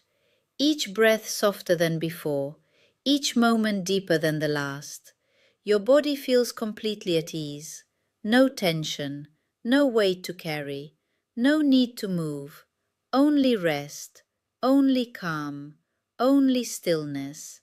Jesus is still near, closer than thought, closer than words. You do not need to look for him. You do not need to reach for him. He is simply here, steady, gentle, unchanging, like a quiet presence that surrounds everything. The morning light rests across the valley now, warm and soft, but it does not disturb your rest. It feels distant, faded, as if your peace exists deeper than the world around you. And it does. You are resting beneath everything now, beneath the noise, beneath the movement, beneath the need to think, beneath the need to hold anything together. And in that deep place, there is peace. Jesus remains with you there, not moving, not leaving, not fading. His presence is calm, constant, faithful, like something that cannot be taken away, like something that has always been there, waiting for you to rest. Your breathing slows again, even softer now, almost silent. In and out, in and out. Your body sinks deeper. Your mind is completely quiet. There are no thoughts pulling you back, no worries rising up, no tension returning, only stillness, only peace, only rest. Jesus' presence feels like a gentle covering, like something holding you in place, not holding tightly, but holding safely. There is nothing to fear here, nothing to protect yourself from, nothing to prepare for. Everything is already calm. Everything is already safe. You can let go completely now, even more, even deeper. Let go of awareness. Let go of control. Let go of holding on. There is nothing you need to manage, nothing you need to remember, nothing you need to do. Only rest. Jesus remains, steady, unmoving, peaceful, as if keeping watch, not with effort, but simply by being present. And that is enough. His presence is enough. The calm is enough. The silence is enough. You are safe, fully safe, completely safe. Your breathing is slow, deep, even. Your body is heavy, relaxed, still. Your mind is quiet, empty, at rest. Everything is as it should be. Nothing is missing. Nothing is needed.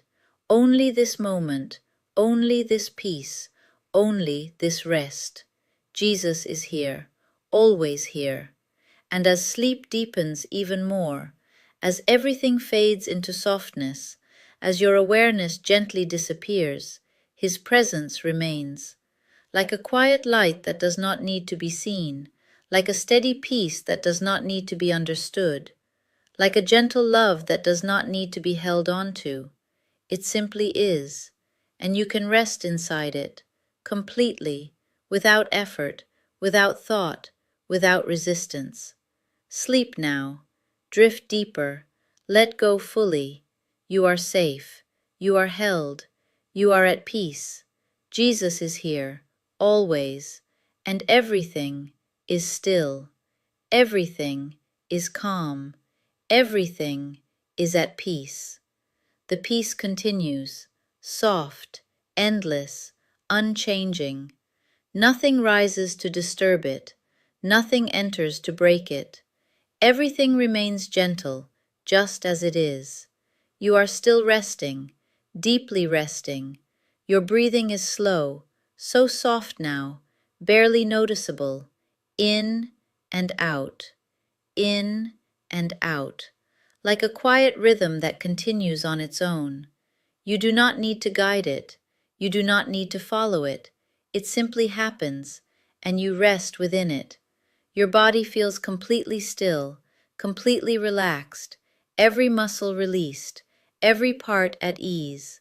There is no tension left, no resistance, no effort, only rest, only calm, only stillness.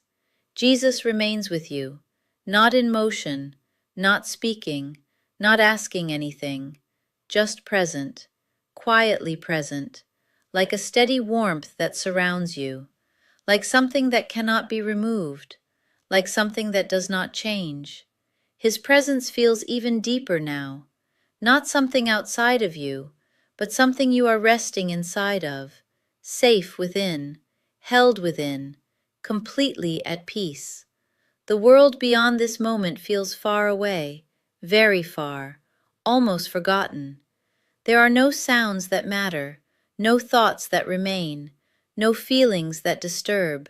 Everything has softened, everything has settled, everything has become quiet. You are safe here, fully safe. Nothing can reach you, nothing needs to. Jesus remains steady, faithful, unmoving, as if time itself has slowed to protect this rest, as if everything has paused just for this peace. Your breathing continues, soft, even, slow, in and out, in and out, each breath deeper into rest, each moment more still. Your mind is completely quiet now, no thoughts forming, no questions rising, no need to understand anything, only silence, only peace, only rest. Jesus' presence is calm, unshaken, gentle, like something that holds everything together without effort. You do not need to see him. You do not need to imagine anything. You only need to remain, resting, safe, still. There is nothing left to release, nothing left to let go of. Everything has already softened. Everything has already quieted. Everything has already come to rest. You are fully at peace, completely at peace, deeply at peace. Jesus remains, always remains, not moving, not fading, not leaving. His presence is constant, like breath, like stillness, like something that cannot be taken away. And as sleep becomes even deeper, as your awareness fades completely, as everything becomes soft and distant, there is nothing left to hold on to, nothing left to think about, nothing left to do. Only rest, only sleep, only peace. The quiet continues, the stillness remains, the calm deepens, and you are safe inside it. Jesus is here, always here, and everything is still, everything is gentle, everything is at peace. Sleep now, rest fully, let go completely.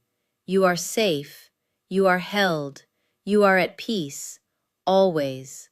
The stillness remains, deep, gentle, unending. Nothing changes, nothing needs to. Everything continues exactly as it is, quiet, calm, safe. You are resting, completely resting.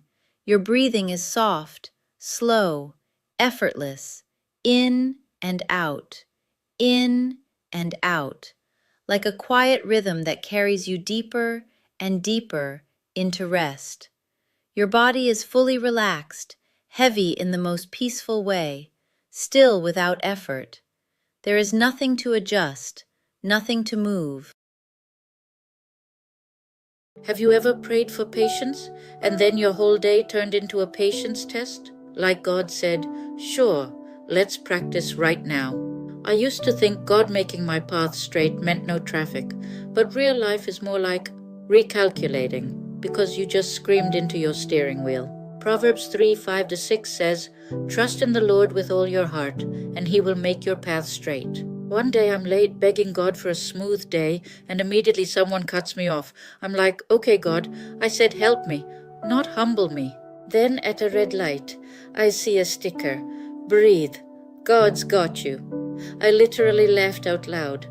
God didn't remove the traffic. He reminded my heart where to rest. That was the help. Proverbs 3 doesn't promise a problem-free path. It promises a guided path. You choose peace when your day chooses chaos. So trust Him. Breathe. He's still guiding your steps. If you want more quiet faith moments, subscribe and stay with me. God bless you, and I'll see you next time. There's something strange about moments like this. Nothing dramatic is happening. No loud sound, no warning, no clear sign. Just you, and a quiet feeling you can't fully explain. Maybe you didn't even plan to watch something like this. Maybe you were just scrolling, passing time, looking for something quick, something easy. But instead, you stopped here. And now there's this feeling that like something is about to be said that you might not be ready to hear. And part of you wants to leave. Not because you're busy, but because deep down, you already feel what this might be about. Let me ask you something, and don't answer quickly. Don't answer automatically. Just sit with it. Are you actually close to God, or have you just learned how to look like someone who is? Because there's a version of faith that doesn't require much. You say the right things, you believe the right ideas, you show up occasionally, and from the outside, everything looks fine. But inside, something is missing, not completely gone. Just weaker, quieter, less real than it used to be. And maybe you felt that. Not in a dramatic way, but in small moments. Moments where everything slows down and you realize you haven't really thought about God all day, or maybe even longer. And it doesn't shock you anymore. That's the part no one talks about. Not the moment you walk away from God, but the moment you stop noticing the distance. Because once that happens, you don't try to come back. You just stay there. There's a reason this conversation feels uncomfortable. Because there's a truth that doesn't fit into comfortable faith. A truth that interrupts the version of Christianity that asks nothing from you. Jesus said something that most people read quickly and then move on. Not because it's confusing, but because it's too clear. I know your deeds. Let's stop there. I know. Not what you say, not what people see, what you actually do. I know your deeds. That means there's nothing hidden, not your habits, not your priorities, not your distractions. Everything is seen. And then he says something that feels almost unsettling. You are neither cold nor hot. Not far, not close, just in between. And that middle place feels safe. Because it doesn't require change. It doesn't require surrender. It doesn't require sacrifice. It just exists. But then comes the part that most people don't sit with. So because you are lukewarm, I will spit you out of my mouth. Not ignore, not correct, reject. And the hardest truth, this wasn't said to people who didn't believe. It was said to people who thought they were fine. Let's go back to Daniel, but this time, let's go deeper. Not just what people see, but what he feels. Daniel doesn't wake up thinking, I'm far from God. He wakes up thinking about work, responsibilities, what needs to be done. His alarm goes off. First instinct, phone. Not because he chose it consciously, but because it's become natural. Notifications, messages, updates, his mind fills instantly, before his feet even touch the ground. He's already distracted. And God? He's not rejected, he's just not first. Daniel tells himself something quietly, I'll pray later. And he means it, but later never really comes. Because life keeps moving constantly. And when life moves fast, God becomes something you visit, not something you live with. By midday, Daniel has already made 100 decisions, handled stress, solved problems, responded to people, all without once thinking about God. Not because he doesn't believe, but because he's learned to live without awareness. And that is the beginning of lukewarm faith.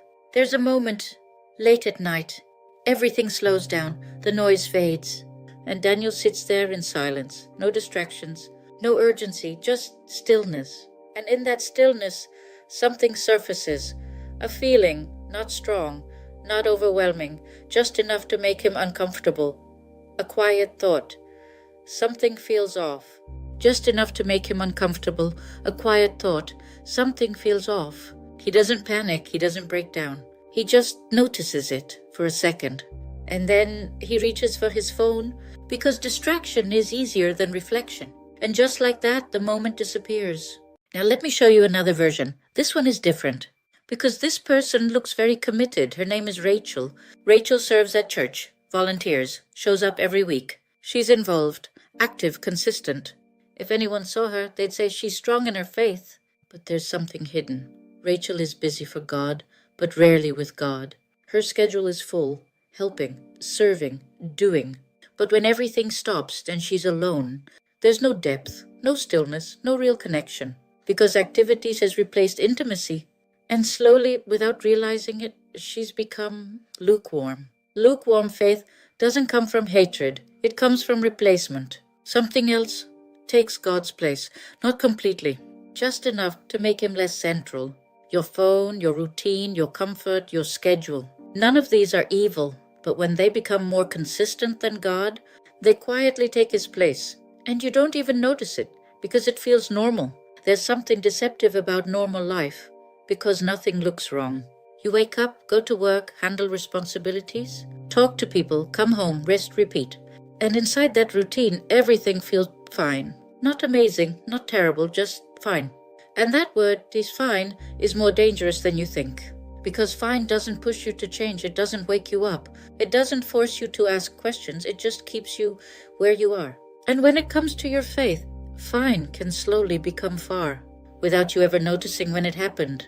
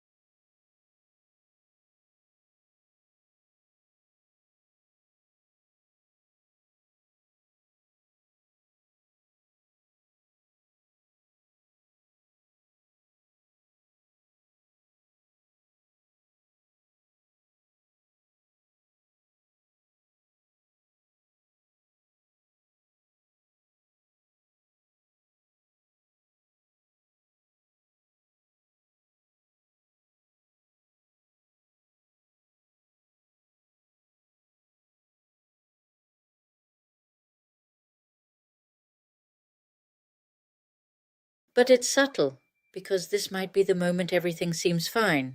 Maybe you're here right now, with a decision to make or a question that won't leave you alone. Are you actually close to God, or have you just learned how to look like someone who is?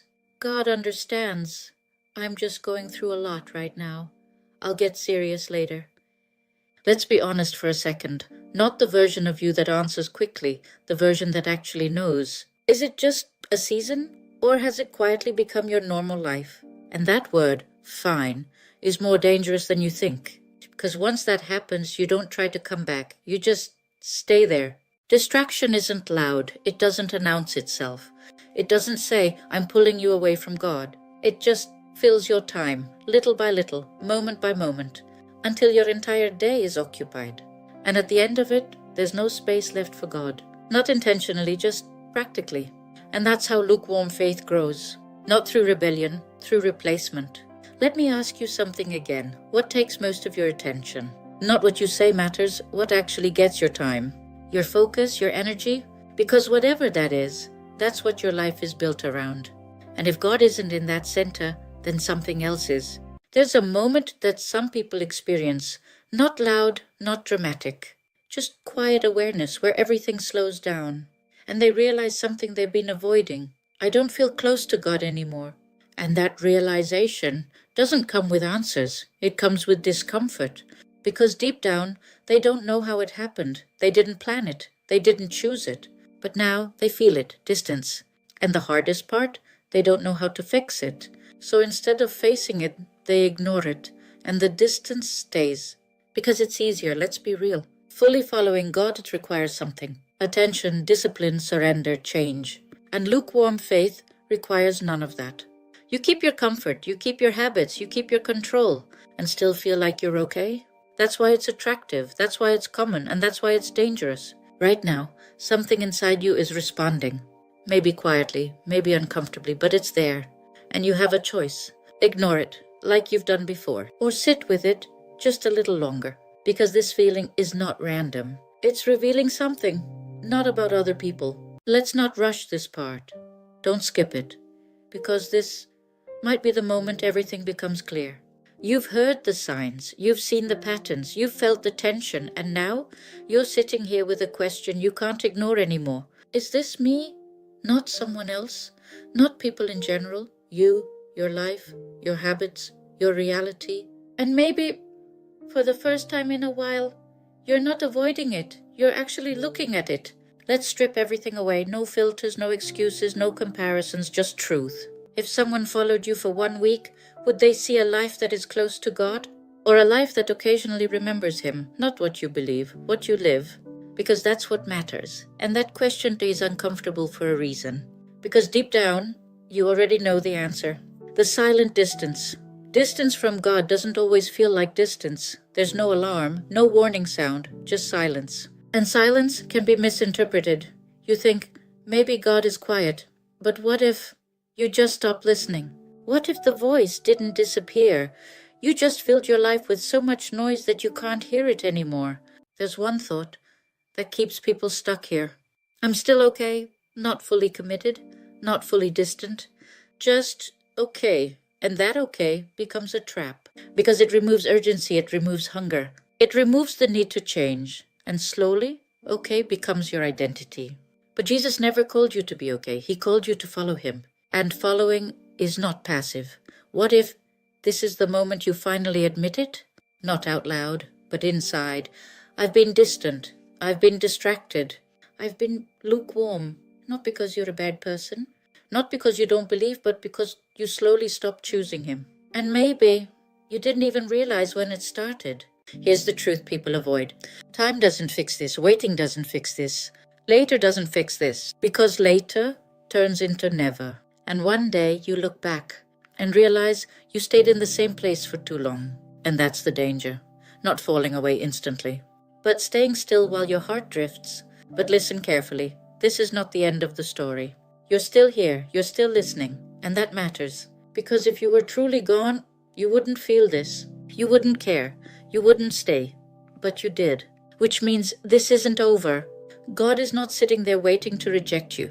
He's calling you, not loudly, not forcefully, but consistently. Through moments like this, through that feeling you can't shake, through that quiet awareness that something needs to change. That's not pressure, that's invitation. Coming back doesn't mean you suddenly become perfect. It doesn't mean you fix everything today. It means something simpler. You stop pretending everything is fine. You stop delaying what you already know, and you take one step, a real one. Not emotional, intentional, maybe it's this. Tonight, you sit in silence, no phone, no distractions, just you and God. And instead of saying perfect words, you say something honest. I've been distant. I haven't been choosing you. I don't want to stay here. That's where it starts. Not with perfection, with honesty. Before this ends, I want you to ask yourself one more time. Not quickly, not casually, but seriously. If nothing changes, if you keep living exactly like this, where will you be in 1 year? Closer to God? Or just more comfortable being distant? That answer matters more than you think. This is your moment, not dramatic, not loud, but real. You can leave this like every other message. Forget it, ignore it, move on, or you can do something different this time. You can respond. If this message reached you, don't ignore it like before. Do something small but real. Type, wake me up, not for engagement, for a decision, for a moment you won't forget. Because the most dangerous place is not being far from God. It's thinking you're close when you're not. Tonight, you don't have to carry anything anymore. Not the stress, not the thoughts, not the pressure. Just breathe. Slowly, gently. Let the day begin to fade. You made it through today, and that is enough. Even if it didn't go how you planned. Even if some things still feel unfinished. Right now, you are allowed to rest. There is nothing you need to solve tonight. Nothing you need to fix. Nothing you need to figure out. Just this moment. Just this breath. Let your shoulders soften. Let your body sink deeper. Unclench your jaw. Release the tension in your hands. You don't have to hold it all together right now. You can let go. God is not asking anything from you in this moment. He is not waiting for you to be stronger or better or more ready. He is simply here. Closer than your thoughts. Closer than your worries. Even in the quiet, even in the stillness, you are not alone. If your mind is still moving, that's okay. You don't need to fight it. Just let the thoughts pass by, like clouds, slowly drifting. You don't have to follow them. Just let them go. Breathe in, slowly, and out. Again. Breathe in, peace, and breathe out everything you've been holding. There is no rush here, no pressure, just quiet. God sees you right here, exactly as you are. Not the version you think you should be, but you in this moment. And He stays, even in your silence, even when you don't have words. He understands. You don't have to explain anything. You don't have to prove anything. You can just rest. Let your breathing slow down even more. In and out. In and out. Your body is starting to feel heavier now, more relaxed, more still. Your mind doesn't need to stay active anymore. You don't need to replay anything. Everything can wait. This moment is only for rest. You are safe here, safe to let go, safe to close your eyes. Nothing you're facing is bigger than the peace that is gently covering you right now. Let that peace settle over you like a soft blanket, covering your thoughts, covering your heart. You don't have to hold on to anything anymore. You can rest now, slowly, gently. Let your body sink deeper into the bed, into the stillness. Your breathing is soft now, quiet. Everything is slowing down. God is still here, not distant, not far away, right here, watching over you. You don't need to stay awake. You don't need to keep thinking. You are allowed to sleep. Even if your thoughts try to return, just let them pass again, softly, without effort. You don't need to chase them. You don't need to hold on to them. Just rest. You are safe. You are held. You are not forgotten. Nothing is slipping away. Nothing is out of control. Even now, God is taking care of what you cannot see. You don't have to stay alert. You don't have to stay in control. You can release that and rest. Let your breathing guide you. Slow, steady. In and out. In and out. Your body feels calm now, heavy, still. Your thoughts are softer now, quieter. And it's okay if you begin to drift.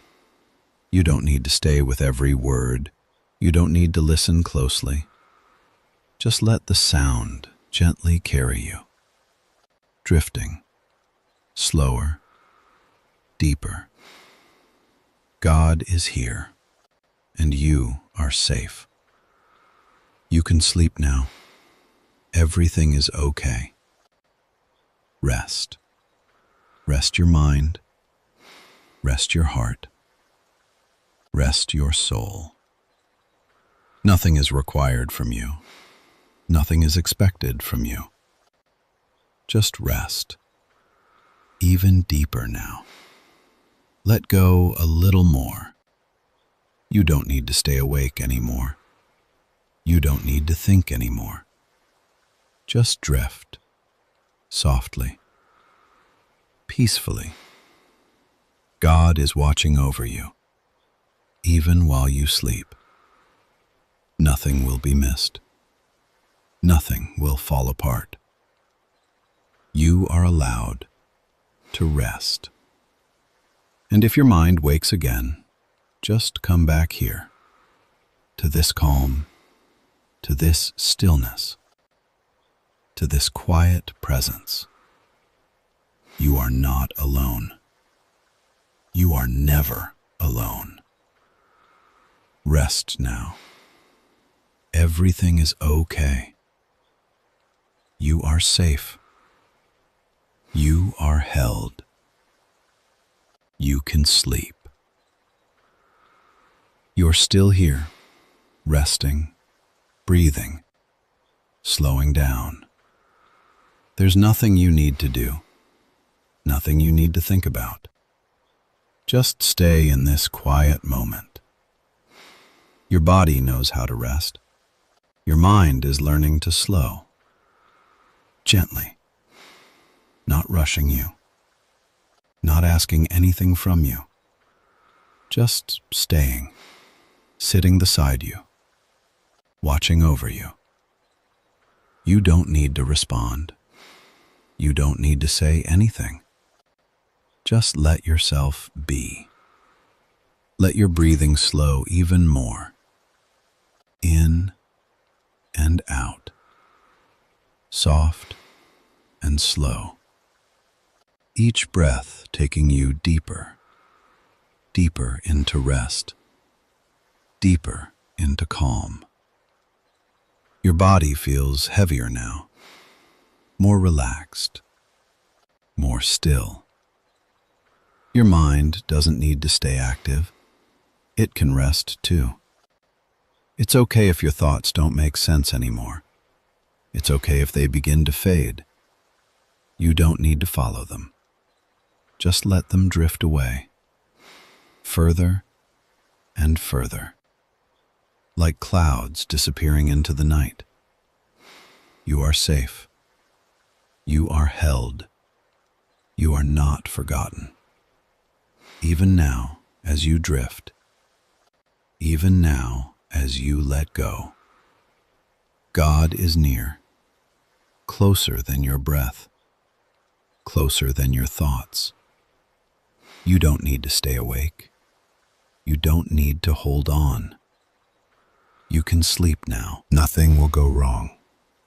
Nothing will be missed. Everything is okay. Even if your body shifts, even if your mind briefly wakes, just return to this calm. Return to this stillness. Return to this quiet. There is nothing else you need. Nothing else you have to do.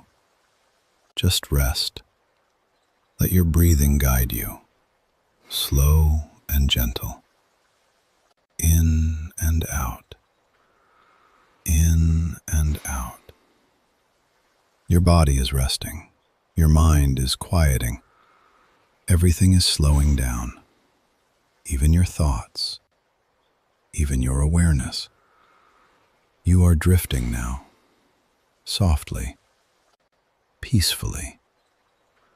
There is no need to stay alert. No need to stay in control. You can release that and rest. God is watching over you, even now, even while you sleep. You are safe. Nothing is slipping away. Nothing is out of control. You don't have to hold anything together anymore. You can let go. Deeper now, even deeper. Let your body sink. Let your thoughts fade. Let everything soften. You don't need to stay awake anymore. You don't need to listen closely. Just let the sound carry you. Drifting, slower, heavier, more peaceful. God is still here, still near, still present. You are not alone. You are never alone. Rest now. Rest your mind. Rest your heart. Rest your soul. Nothing is required from you. Nothing is expected from you. Just rest. If a thought returns, let it pass again, softly, without effort. You don't need to hold on to it. You don't need to follow it. Just let it go and come back to rest, back to stillness, back to peace. You are safe. You are held. You can sleep. Everything is okay. Rest. You are safe. Rest. God is here. Rest. You can sleep. Rest. Everything is okay. Rest. You are held. Rest. You are not alone. Rest. Nothing is required. Rest. Nothing is expected. Rest. Just sleep. You can sleep. You can sleep.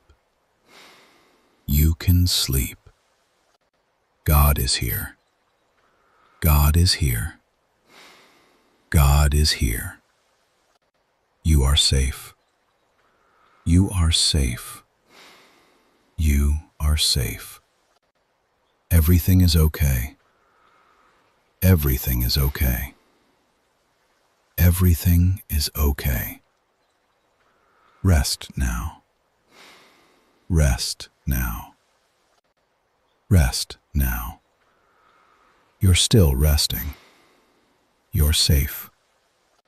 There's nothing you need to do. Nothing at all. Just sleep. Let everything go. All of it. You don't need to hold anything anymore. Not even your thoughts. Let them fade further away. Further. Gone. Your body is resting. Your mind is quiet. Everything is still. Everything is calm. God is here. Right here. Not far, not distant. Close. Watching over you. Gently. Quietly. You are safe. You are held. You are not alone. Even now. Even in your sleep. God stays. Nothing will disturb you. Nothing will harm you. Nothing is out of control. Everything is held. Everything is covered. Everything is okay. Sleep now. Deeper, softer, heavier. Let your body sink. Let your breath slow. Let your mind disappear into rest. You don't need to listen anymore. You don't need to follow the words. Just drift. Just sleep. You are safe. God is here. You can sleep. Everything is okay. You are held.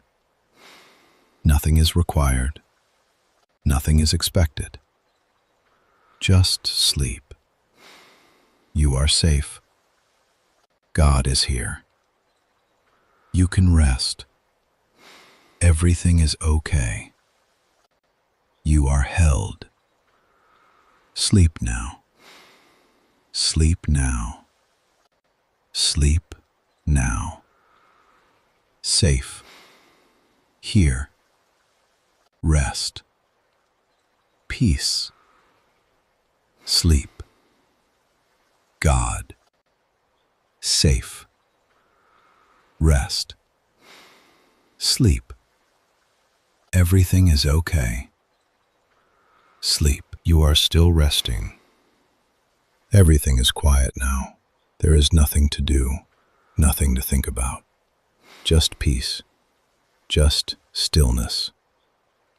Your body knows how to rest. Your breathing is soft and steady. Your mind is calm and quiet. Everything is slowing down, deeper and deeper into rest. You are safe here, completely safe. There is no danger. There is no pressure. There is no urgency. Only peace, only rest. God is still here, not moving away, not leaving you. Still present, still near, watching over you, holding this moment, holding you gently. Nothing is required from you, not now, not here. You do not need to do anything. You do not need to think about anything. You can simply sleep. Let everything stay still. Let everything remain quiet. Even your thoughts are resting. Even your awareness is soft and fading. Everything is calm. Everything is okay. You are safe. You are held. You are not alone. Even now, even in your sleep, God stays with you. Nothing will disturb you. Nothing will harm you. Nothing is out of control. Everything is being taken care of. Even the things you cannot see. Even the things you do not understand. Everything is okay. Your body is heavy and relaxed. Your breathing is slow and peaceful.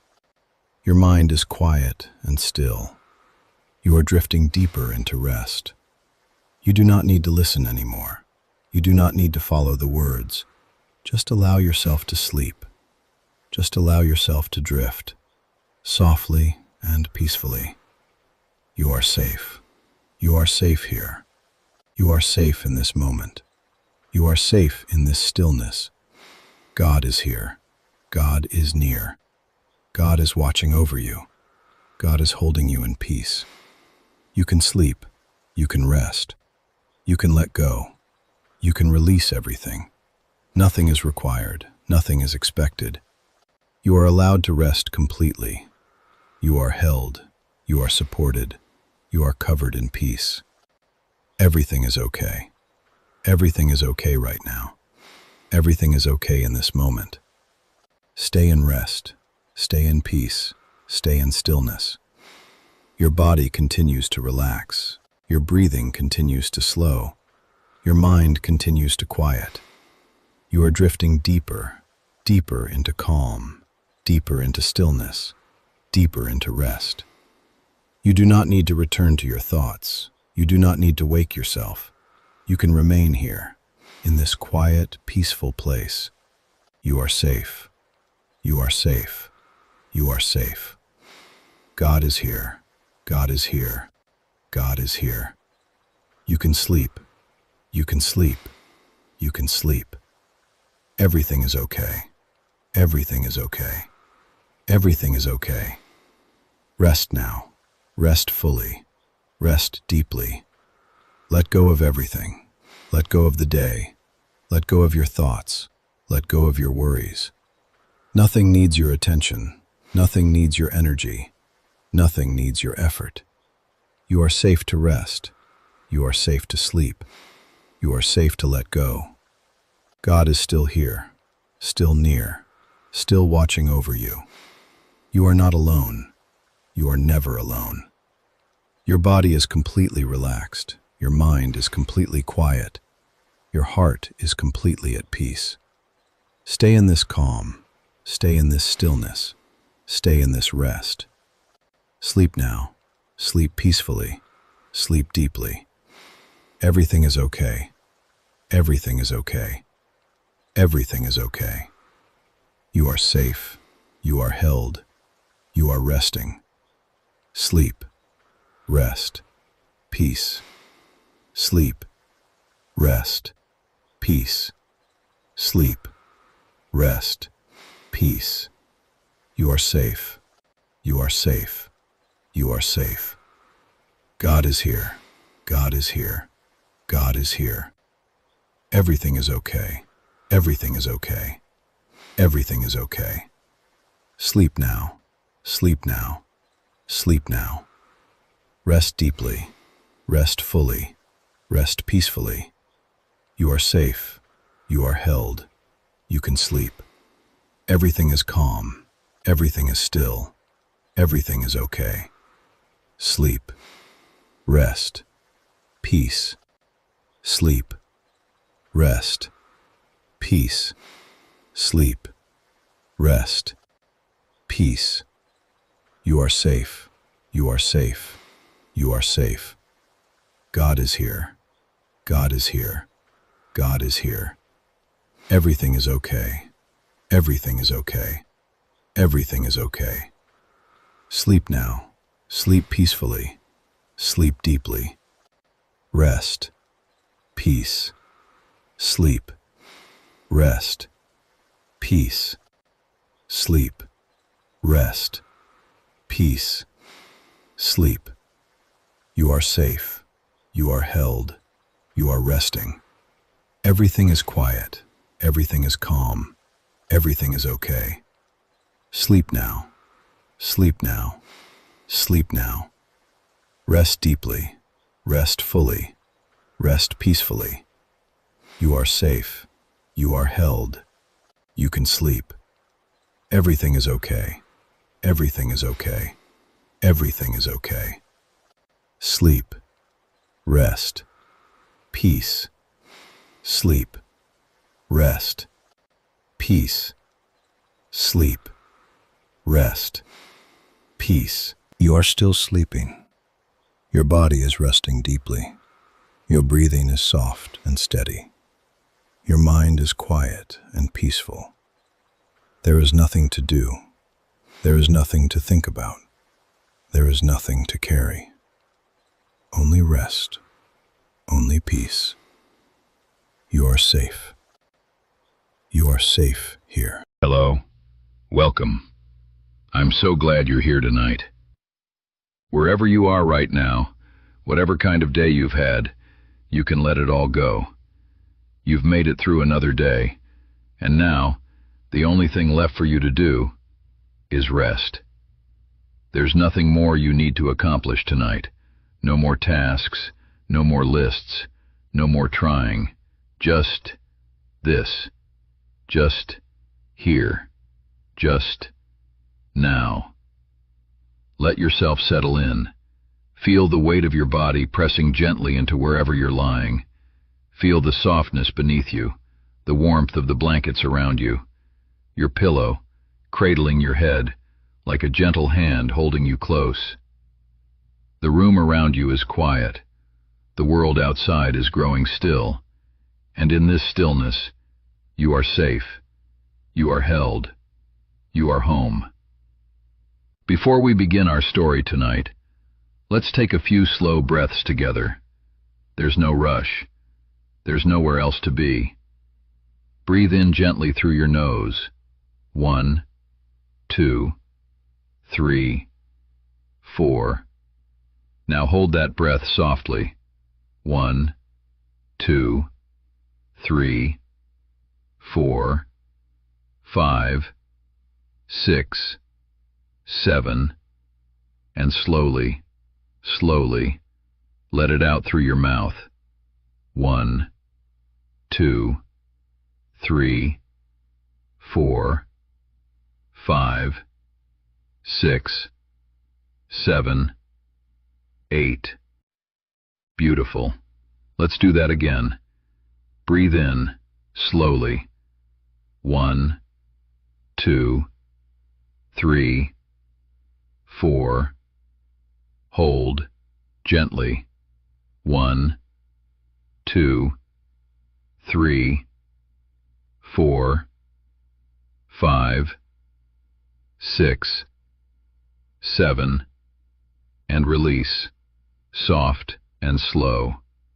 1, 2, 3, 4, 5, 6, 7, 8. One more time. In, 1, 2, 3, 4.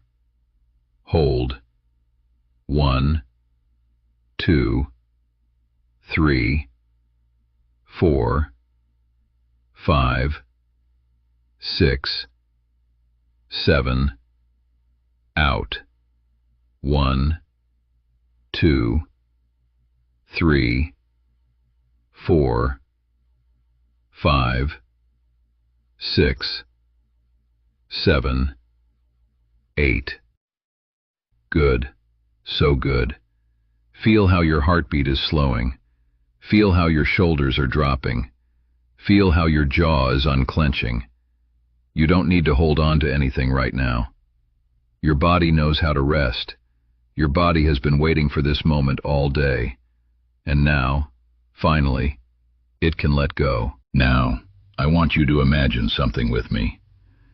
Picture all of the thoughts from today, all of the worries, all of the unfinished conversations, all of the things you meant to do but didn't, all of the things you're afraid you might forget by morning. Gather them up, gently, one by one. Imagine placing each one of those thoughts, each worry, each concern, into a large, heavy iron chest, an old chest with thick walls and a heavy lid. Take your time. There's no rush. That email you forgot to send, place it in the chest. That conversation that went wrong, place it in the chest. That thing you're worried about tomorrow, place it in the chest. That old familiar ache that sometimes visits you at night, place it in the chest too. Now, close the lid. Hear the heavy clank of iron. Feel the weight of it sealing shut. Turn the key. Click. Now imagine carrying that chest to the edge of an endless, dark, calm ocean. The water stretches out before you, moonlight resting on its surface like scattered silver. The waves are gentle, barely whispering against the shore. And now, let the chest go. Push it gently off the edge. Watch as it tilts and falls and sinks, slowly, down, through the deep blue, past streams of moonlight, down, into the soft, quiet darkness of the ocean floor. Gone. Those things are held now by something far deeper and wider than your mind. You don't need to carry them tonight. You don't need to solve them tonight. They will be there in the morning if you need them. But tonight, they are not yours to hold. And as you lie here, with your hands empty and your heart growing quiet, let me share something with you. Something that was spoken a very long time ago, by a voice full of kindness. There was once a man who looked out at a crowd of tired people, people who had been working too hard, carrying too much, trying to hold everything together by themselves. And he said to them very simply, "Come to me, all of you who are weary and carry heavy burdens, and I will give you rest. Come to me, all of you who are weary." That invitation still stands tonight. It stands for you, right here, right now. You are allowed to rest. You are invited to rest. It is not weakness. It is not laziness. It is a gift, freely offered, to anyone willing to receive it. And there's something else, something beautiful. A song that was written thousands of years ago by someone who understood what it feels like to lie in the dark and wonder if everything will be all right. He wrote, "In peace I will lie down and sleep. For you alone, O Lord, make me dwell in safety. In peace I will lie down and sleep." You are not the night watchman of your own life tonight. You can put down the watch. Someone else is keeping guard. Someone who never sleeps, who never grows tired, who never looks away. The one who watches over you will neither slumber nor sleep. So close your eyes, if you haven't already. Let your breathing continue, slow and gentle. And let me tell you a story about a life that changed everything, told very slowly, very gently, like a river finding its way to the sea. This is not a story about theology or doctrine. This is a bedtime story, a story about a person, about quiet towns and starlit hills, about kindness and bread and still waters. So rest, dear one, and listen. Let the words wash over you like warm water. And if you fall asleep, that is exactly what is meant to happen. You are safe. You are held. You are loved. Let us begin. A long, long time ago, in a world that was both very different and very much the same as ours, there was a young woman named Mary. She was not wealthy. She was not famous. She was simply a person. A quiet, gentle person, living in a small village called Nazareth. Nazareth was a tiny place, nestled among hills the color of warm honey. The houses were made of pale stone, and in the evenings the setting sun would paint their walls in shades of amber and rose. Mary's days were simple. She drew water from the village well in the cool mornings. She ground grain into flour with steady, rhythmic hands. She hung her washing on lines where it caught the breeze and dried in the sun. Life was quiet in Nazareth, the kind of quiet that modern life has forgotten. No screens, no notifications, no noise that wasn't made by wind or birdsong or the distant bleating of sheep on the hillside. And beside Mary, there was Joseph, a carpenter, a man whose hands knew the grain of wood, who could tell you the type of tree just by its smell. Cedar, olive, sycamore. His workshop smelled of fresh shavings, of sawdust that caught the light like tiny golden feathers floating in the air. Together, Mary and Joseph set out on a journey. The Roman emperor, far away in his marble palace, had ordered that every person must travel to the town of their ancestors to be counted. And so, Joseph and Mary made their way southward, toward the little town of Bethlehem. It was a long journey, many days of walking along dusty roads, past fig trees and olive groves, through valleys where wildflowers grew in soft clusters of purple and white. Imagine walking with them for a moment. The path beneath your feet is dry and warm. The dust rises in small, lazy clouds with each step and settles softly behind you. On either side of the road, the land rolls gently, like a sleeping body breathing. Olive trees stand in silver-green rows, their leaves catching the light, turning and flashing, like tiny fish in a stream. The air smells of wild thyme and warm earth, and something sweet that you can't quite name. Maybe it's the blossoms of a distant almond tree, carrying their fragrance on the evening wind. As the day grows long, the sky begins to change. The blue fades slowly into lavender, then into soft amber, then into a deep, gentle gold, and the first stars appear, one by one, like candles being lit in a great, quiet house. Mary and Joseph walk in gentle silence.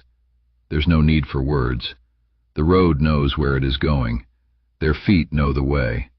Step after step after step, and the stars above them multiply until the entire sky is a sea of light, so thick with stars that you could almost reach up and let them pour through your fingers like warm sand. Bethlehem was a small town, perched on a hillside, its stone buildings glowing faintly in the moonlight. When they arrived, the town was crowded. So many people had come for the census. The inn was full. Every room was taken. But this is not a story about being turned away. This is a story about finding shelter where you least expect it. The innkeeper, a kind man with tired eyes and flour on his apron, looked at Mary and saw how weary she was. He could not offer them a room, but he could offer them something else. "Come," he said. "I have a place.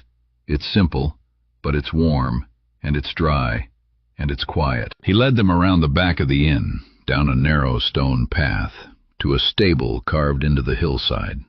A cave, really, a place where the animals slept.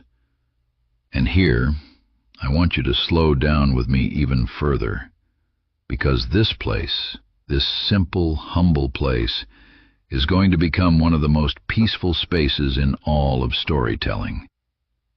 Step inside the stable with me. The first thing you notice is the warmth. It's surprisingly warm in here.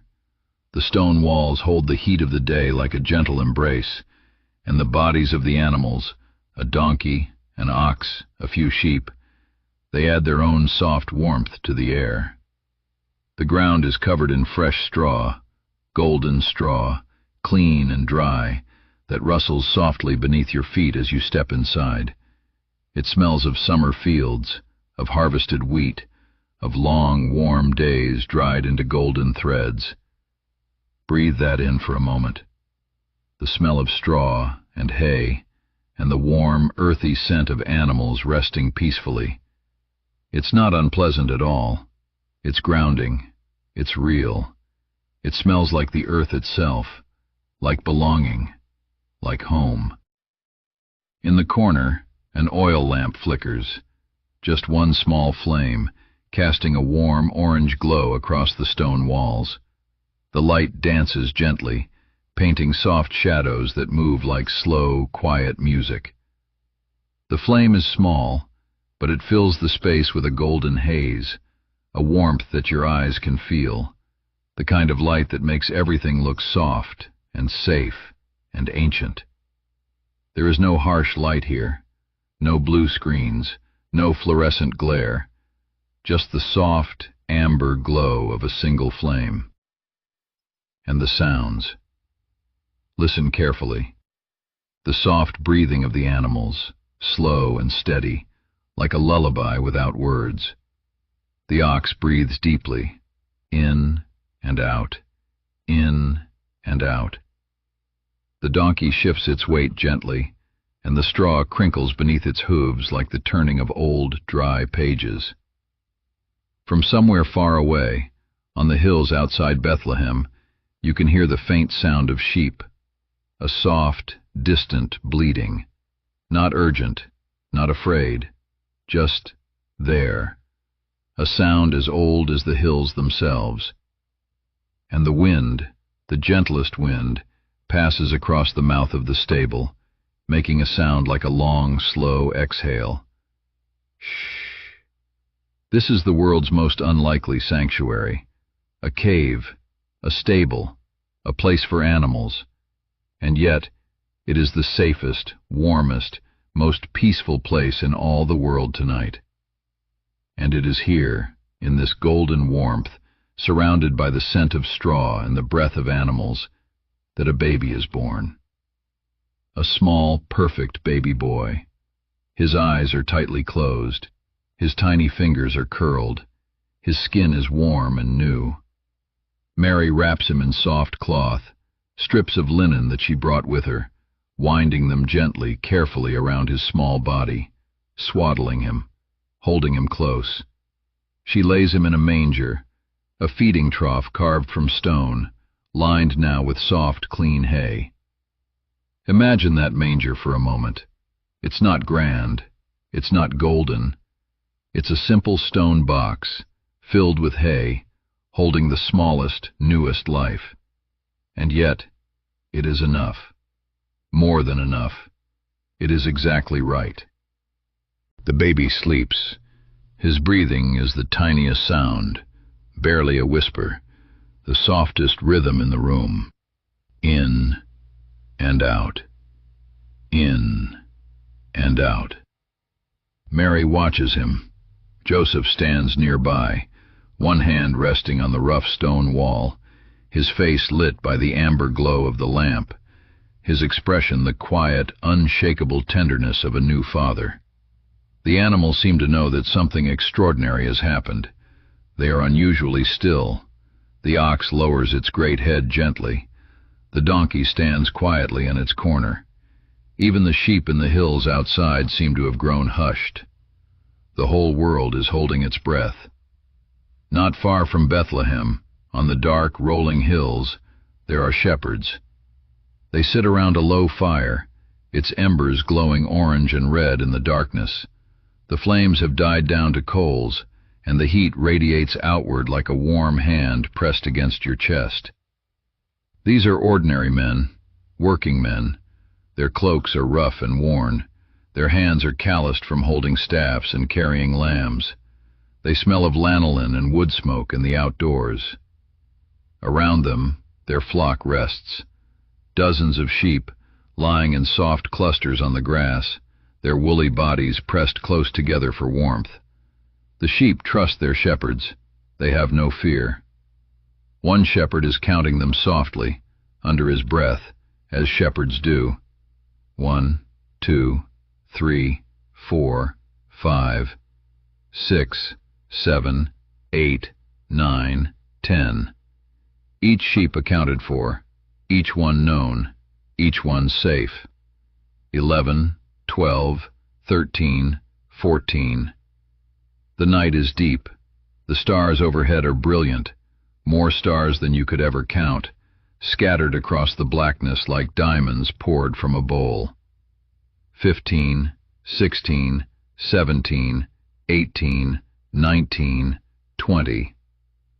And then something changes. It doesn't come with thunder. It doesn't come with fear. Not in this story.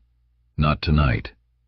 Tonight, the light comes gently, like dawn arriving early, like the sky remembering it can glow. A soft golden brightness fills the air around the shepherds, not blinding, not harsh, warm, like stepping from a cold room into a room where a fire has been burning all day. And in that light, there is a voice, a calm voice, a voice like someone you've known all your life, but are only now hearing for the first time. Do not be afraid. Do not be afraid. I bring you good news, news of great joy for all people. Today, in the town of Bethlehem, a Savior has been born. You will find him wrapped in cloths, lying in a manger.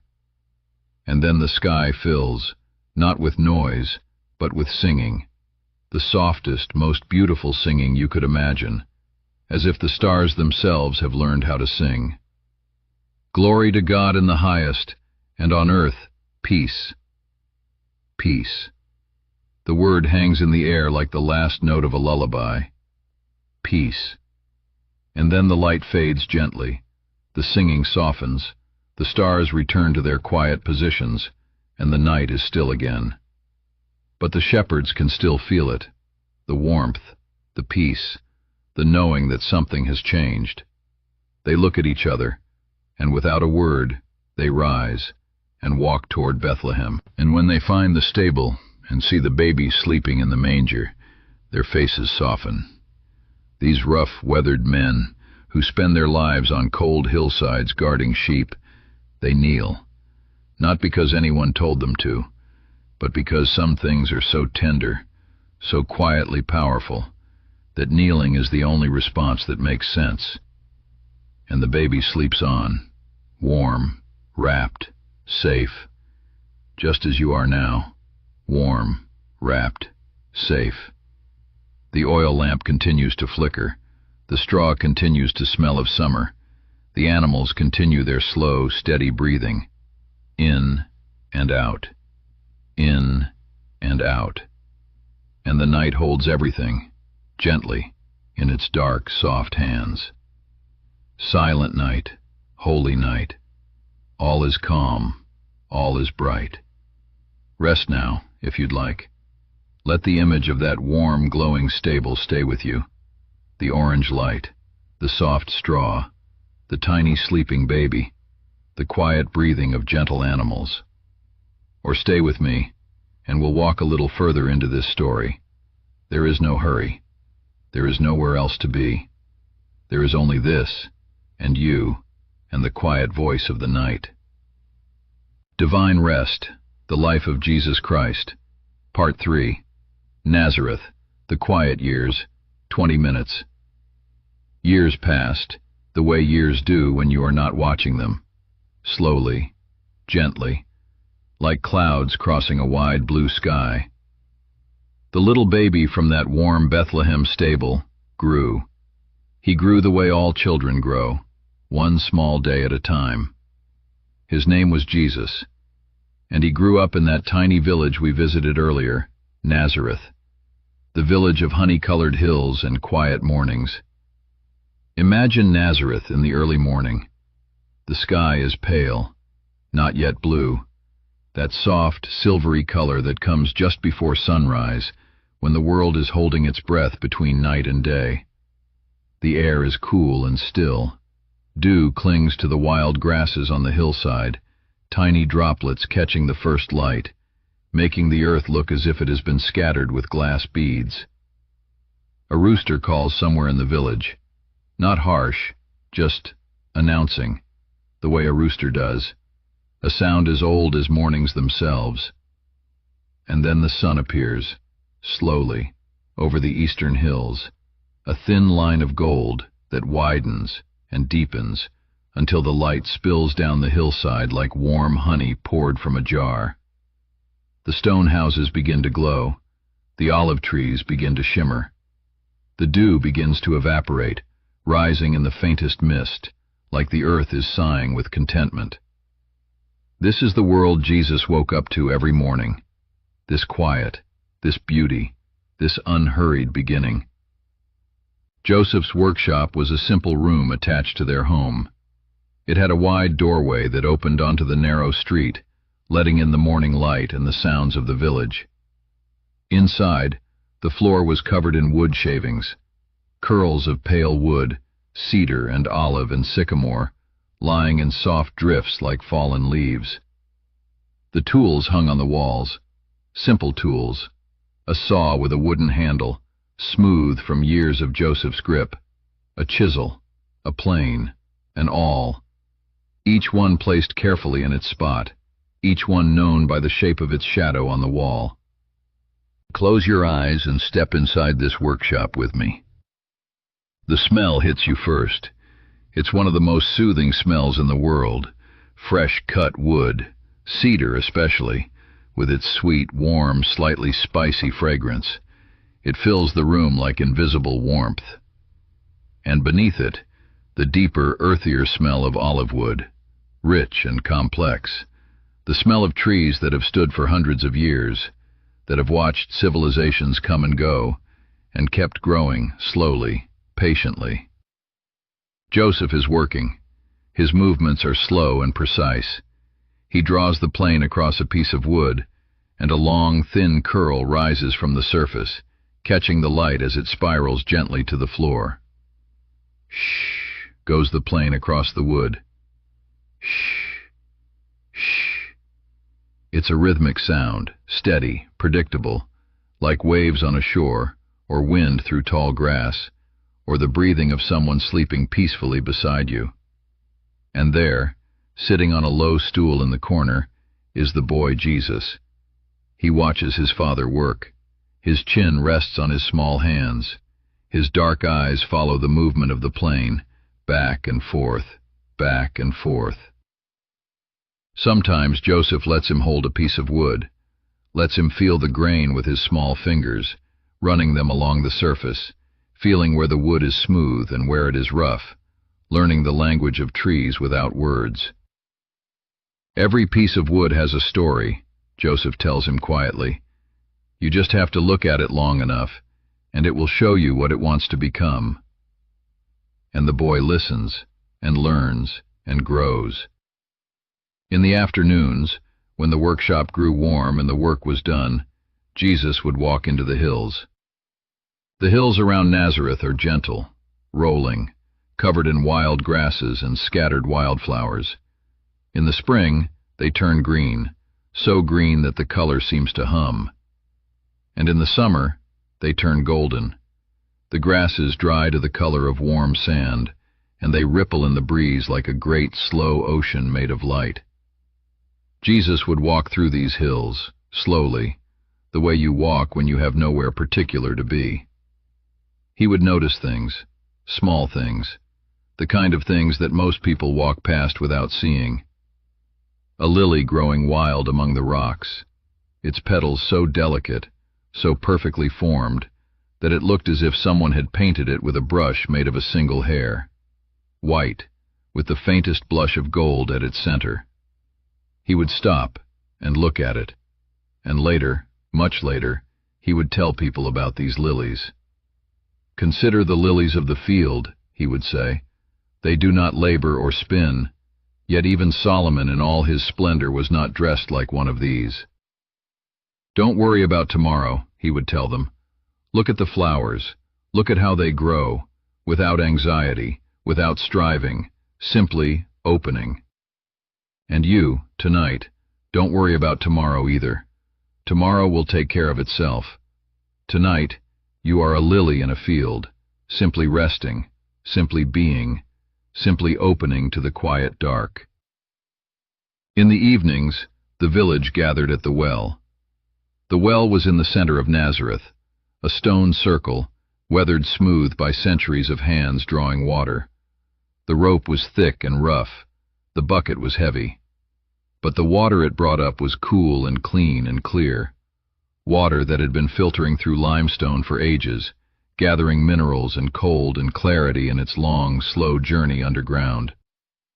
Imagine the sound of that bucket descending into the dark shaft of the well, the creak of the rope, the splash far below, echoing up through the stone, and then the slow, steady pulling, hand over hand, the rope rough against your palms, until the bucket appears, brimming with water that catches the evening light like liquid silver.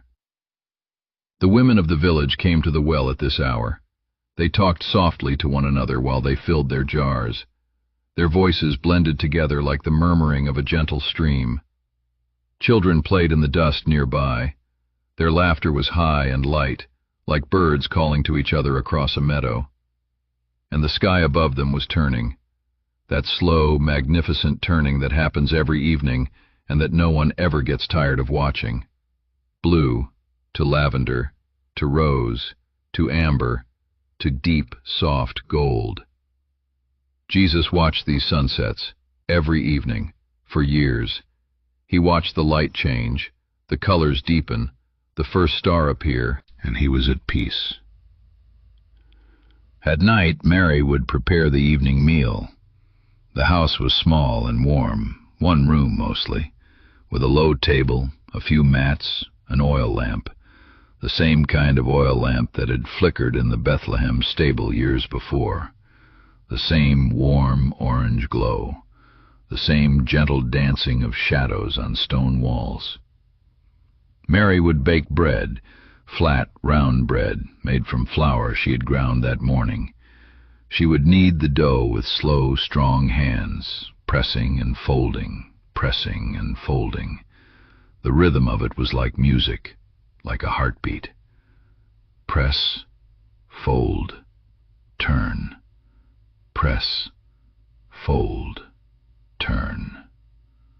The bread would bake on hot stones, and the smell, oh, the smell. There is no smell in the world quite like bread baking. It is the smell of warmth itself, of nourishment, of home, of being cared for without having to ask. They would eat together, Mary and Joseph and Jesus. Bread and olives and cheese and figs. Simple food, good food, food that tasted of the land and the sun and the rain. And after eating, in the quiet of the evening, they would sit together, sometimes talking softly, sometimes in silence, the kind of silence that is not empty, but full of belonging, full of being known. The oil lamp would burn low, the stars would appear in the small window, and the boy Jesus would grow sleepy, his eyes heavy, his body warm from the bread and the fire and the love. And Mary would watch him drift off to sleep, and she would think about all the things she held in her heart, quietly, without urgency, like someone pressing flowers between the pages of a book, keeping them safe, keeping them close. Once every 7 days, everything stopped. The Sabbath, the day of rest. It was written into the rhythm of creation itself, into the very fabric of time. 6 days of work, and then a pause, a holy pause, a breathing space woven into the week like a thread of gold woven into a simple cloth. On the Sabbath, the village grew even quieter than usual. The workshops fell silent. The fields were left alone. The grinding stones rested. Even the donkeys seemed to walk more slowly. The family would go to the synagogue, the small stone building where the community gathered to read the scriptures and pray. But what I want you to notice is the rest. The deliberate, chosen, unapologetic rest. One whole day where the only purpose was to stop, to cease, to be still. Not because the work was done, it never is, but because rest itself was sacred. Rest itself was the point. And tonight, you are entering your own Sabbath, your own holy pause. Your body may have things it needs to do tomorrow. Your mind may have plans and worries and lists. But right now, for this moment, you are resting. And that rest is enough. It is good. It is exactly what it should be. You are safe. You are held. You are loved. Let us continue, slowly, gently, like the sun crossing the sky over Nazareth. Years continued to pass, quietly, the way ripples spread across a still pond, each one wider and gentler than the last. The boy became a young man. The young man became a man. 30 years of quiet living, of wood shavings and sunset walks and bread broken at a simple table. And then, one day, Jesus left Nazareth. He walked south, past the golden hills he knew so well, past the olive groves where he had sat in the shade as a boy, past the fields of wheat and barley that swayed in the wind like sleepers turning in their dreams. He walked toward the Jordan River. The Jordan, imagine it with me. It is not a wide river, not a mighty, roaring river like the ones you might picture. The Jordan is gentle. It winds its way through the landscape like a long green ribbon, curving softly through a valley of willows and reeds and tall grasses. The water is clear in some places, muddy in others. It moves slowly, patiently, as if it has all the time in the world to reach the sea. And it does. Rivers always do.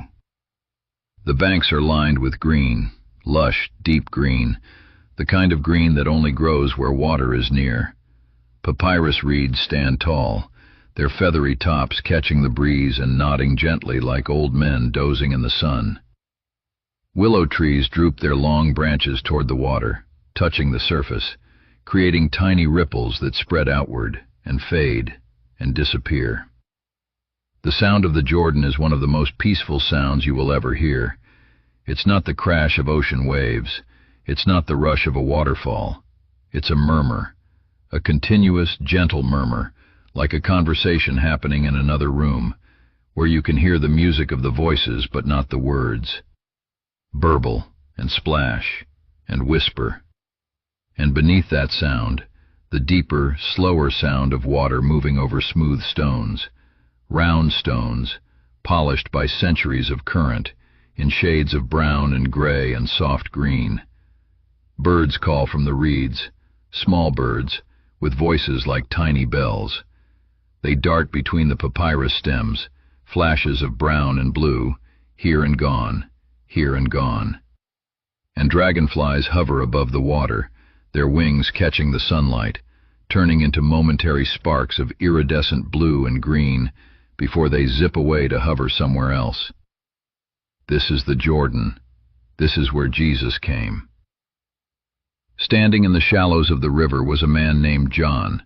John the Baptist, they called him. A wild-looking man, dressed in rough camel hair, his beard long and dark, his eyes bright with something fierce and tender at the same time. John had been here for weeks, months, calling people to the river. "Come and be washed," he would say. "Let the water carry away what no longer serves you. Let it take your heaviness. Let it take your guilt. Start clean. Start fresh." And people came. They waded into the cool water, and John would gently lower them beneath the surface and lift them up again. And something in them felt lighter, newer, like the world had been rinsed. When Jesus arrived at the river's edge, John recognized him. Something passed between them, a knowing, old and deep. And Jesus stepped into the water. Feel the water with him for a moment. The first step, and the river is cool around your ankles.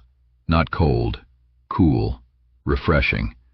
The kind of cool that wakes your skin gently, like a soft hand touching your face in the morning. Another step, and the water rises to your knees. You can feel the gentle current pulling softly against your legs, not pulling you anywhere, just reminding you that the water is alive, that it's moving, that it's going somewhere beautiful. Another step, and the water is at your waist. The smooth stones beneath your feet are solid and sure. The mud between them is soft. The reeds on either side of you sway gently in the breeze. The sunlight dances on the water around you, breaking into 1,000 tiny lights, flickering, sparkling, like the river itself is smiling. And then, John places his hand on Jesus' shoulder, gently, and Jesus lowers himself into the water. The river closes over him, cool and clear. For one brief moment, the sounds of the world above grow muffled, distant. The birdsong fades, the breeze disappears. There is only the water, holding him, surrounding him, washing him. Imagine being held like that, completely, gently, by something that asks nothing of you, that simply holds you, simply supports you, simply says, "I've got you." And then he rises. The water streams from his hair, from his face, from his robes. The sunlight strikes him. The air fills his lungs. And in that moment, the sky seems to open. Not with thunder, not with drama, with light. The gentlest, warmest light, like the light in the Bethlehem stable, but wider now, filling the whole valley. And a voice, the same kind of voice that spoke to the shepherds on the hillside, says quietly, "This is my beloved Son, in whom I am well pleased." My beloved, in whom I am well pleased. Not because of what he has done, not because of what he will do, simply because of who he is. And I wonder if that same voice might whisper something similar to you tonight. My beloved, in whom I am well pleased. Not because of your productivity, not because of your achievements, not because of how well you handled today, but simply because you exist, because you are you, because you are here. The river continues its gentle murmur. The reeds continue to sway. The dragonflies continue their hovering dance. And Jesus stands in the Jordan, water dripping from his robes, the sun warm on his face, and he breathes, simply breathes, in and out, in and out. And you breathe too, slowly, gently, in the quiet of wherever you are tonight.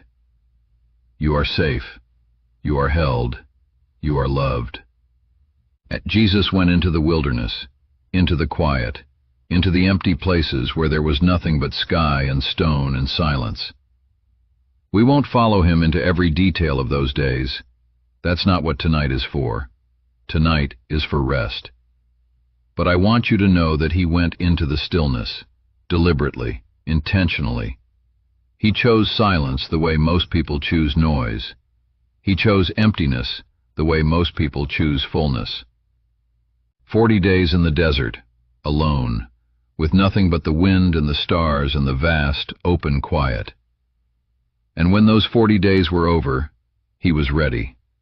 Not in the way the world prepares, with plans and strategies and noise, but in the way a tree is ready to bloom, because it has stood silently through the whole winter, roots deep in the dark soil, waiting, trusting, knowing that the spring would come.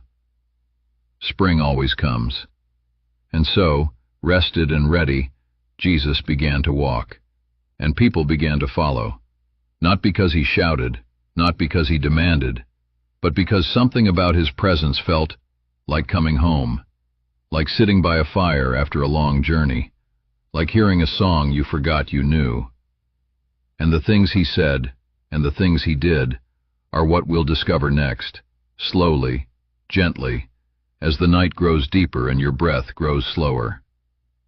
Divine Rest, the Life of Jesus Christ. Part 5, The Hillside, Sermon and Still Waters, 20 minutes. One morning, Jesus climbed a hillside. Not a steep, jagged mountain, a gentle hill with a rounded top, covered in soft, green grass. The kind of hill that invites you to sit down, to lean back, to close your eyes and feel the sun on your face. Below the hill, the Sea of Galilee stretched out, calm and blue, like a great, still mirror reflecting the sky. You could see fishing boats far out on the water, their sails tiny white triangles against the blue, moving so slowly they seemed to be standing still. People gathered. They came from the villages nearby, from Capernaum and Bethsaida and Chorazin. They came carrying bread and water and children on their hips. They came slowly, the way people walk when they're tired but hopeful. And they sat down on the grass, hundreds of them, families, fishermen, farmers, tax collectors, women with tired eyes and calloused hands, children who wouldn't sit still. The grass was cool beneath them, that particular kind of cool that grass holds in the morning, before the sun has had time to warm it. Fresh, slightly damp, alive. And the breeze from the lake carried the scent of water, that clean mineral smell that lakes have, mixed with the fragrance of wildflowers growing in the nearby fields. Jesus sat down, not standing above them, sitting with them, among them, at their level. And he began to speak, very quietly, very gently, not shouting, not preaching, more like talking to friends gathered around a fire. His voice carried in the still morning air, the way sound carries over water, effortlessly, clearly, gently. The Beatitudes, blessings for the weary. And the things he said, they weren't complicated, they weren't hard to understand. They were like cool water offered to thirsty people. Blessed are the poor in spirit, he said, for theirs is the kingdom of heaven. Blessed are the ones who feel empty. Blessed are the ones who know they don't have it all figured out. Blessed are the ones who come with open hands and say, I don't have enough. I am not enough. You are blessed, right now, in your not enoughness, in your tiredness, in your uncertainty. Blessed are those who mourn, for they will be comforted. If you are carrying grief tonight, if there is a sorrow in your heart that you've been trying to push away, you are seen. You are blessed. Comfort is not just coming, it is already here. It is in the quiet. It is in the dark. It is in the gentle surrender of lying down and letting the night hold you. Blessed are the meek, for they will inherit the earth. The meek, the gentle, the ones who don't push, the ones who don't force, the ones who let things unfold, slowly, like flowers opening in their own time. Blessed are the peacemakers. And you, tonight, are making peace. Peace with the day, peace with yourself, peace with the darkness, simply by being here, simply by resting. The lilies and the birds. Jesus looked out over the hillside, at the crowd of worried faces, and he smiled. "Look at the birds of the air," he said, gesturing toward a pair of sparrows that were hopping along the grass nearby. "They do not sow or reap or store away in barns, and yet your heavenly Father feeds them. Follow the sparrows with your mind's eye for a moment. They hop through the grass, pecking here and there, finding seeds and tiny insects. They have no calendar, no budget, no 5-year plan. They simply live, day by day, moment by moment. One of them tilts its head, looks at you with a bright round eye, and then hops away, unconcerned, unworried, content. And why do you worry about clothes?" Jesus continued, his voice warm with gentle amusement. "See how the lilies of the field grow? They do not labor or spin." And there they are, the lilies he loved so much as a boy on the Nazareth hillside, growing wild among the grass, white and gold and delicate, each petal perfect, each one different. None of them worried about being beautiful. They simply are. If God clothes the grass of the field, which is here today and tomorrow is thrown into the fire, will he not much more clothe you? Will he not take care of you? Therefore, do not worry about tomorrow, for tomorrow will worry about itself. Each day has enough trouble of its own. Do not worry about tomorrow. Let that land softly on you like a petal falling from a tree. Do not worry about tomorrow. Tonight is tonight. Tomorrow is not your concern right now. Right now, the only thing that exists is this breath, this moment, this softness. After he spoke, the crowd rested. Some ate bread they had brought. Children fell asleep in their mothers' laps. Old men dozed in the warm sun. It was one of those rare, perfect afternoons where time seems to pause and the world holds still. And as you rest with them on this hillside, let me read you something ancient, something that has been comforting people for 3,000 years.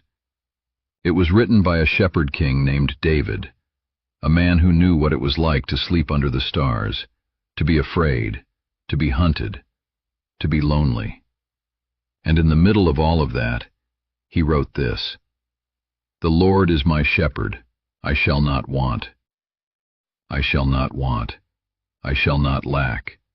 I have enough. I am enough. There is enough. He makes me lie down in green pastures." He makes me lie down, not suggests, not recommends, makes. Sometimes, the kindest thing someone can do for us is to insist that we stop, to take our hands and say, "Enough. Lie down. Rest." Green pastures. Picture them. Endless. Soft. The green of early spring, when the rains have come and the earth is generous. Grass so thick and soft that lying in it feels like lying on a living mattress, one that breathes and grows and holds you. He leads me beside still waters. Still waters. Not rushing water, not crashing water, still water. Imagine a pool, a small, quiet pool fed by a gentle spring. The surface is so still that it reflects the sky perfectly, like a window into another world that is identical to this one but quieter, calmer, deeper.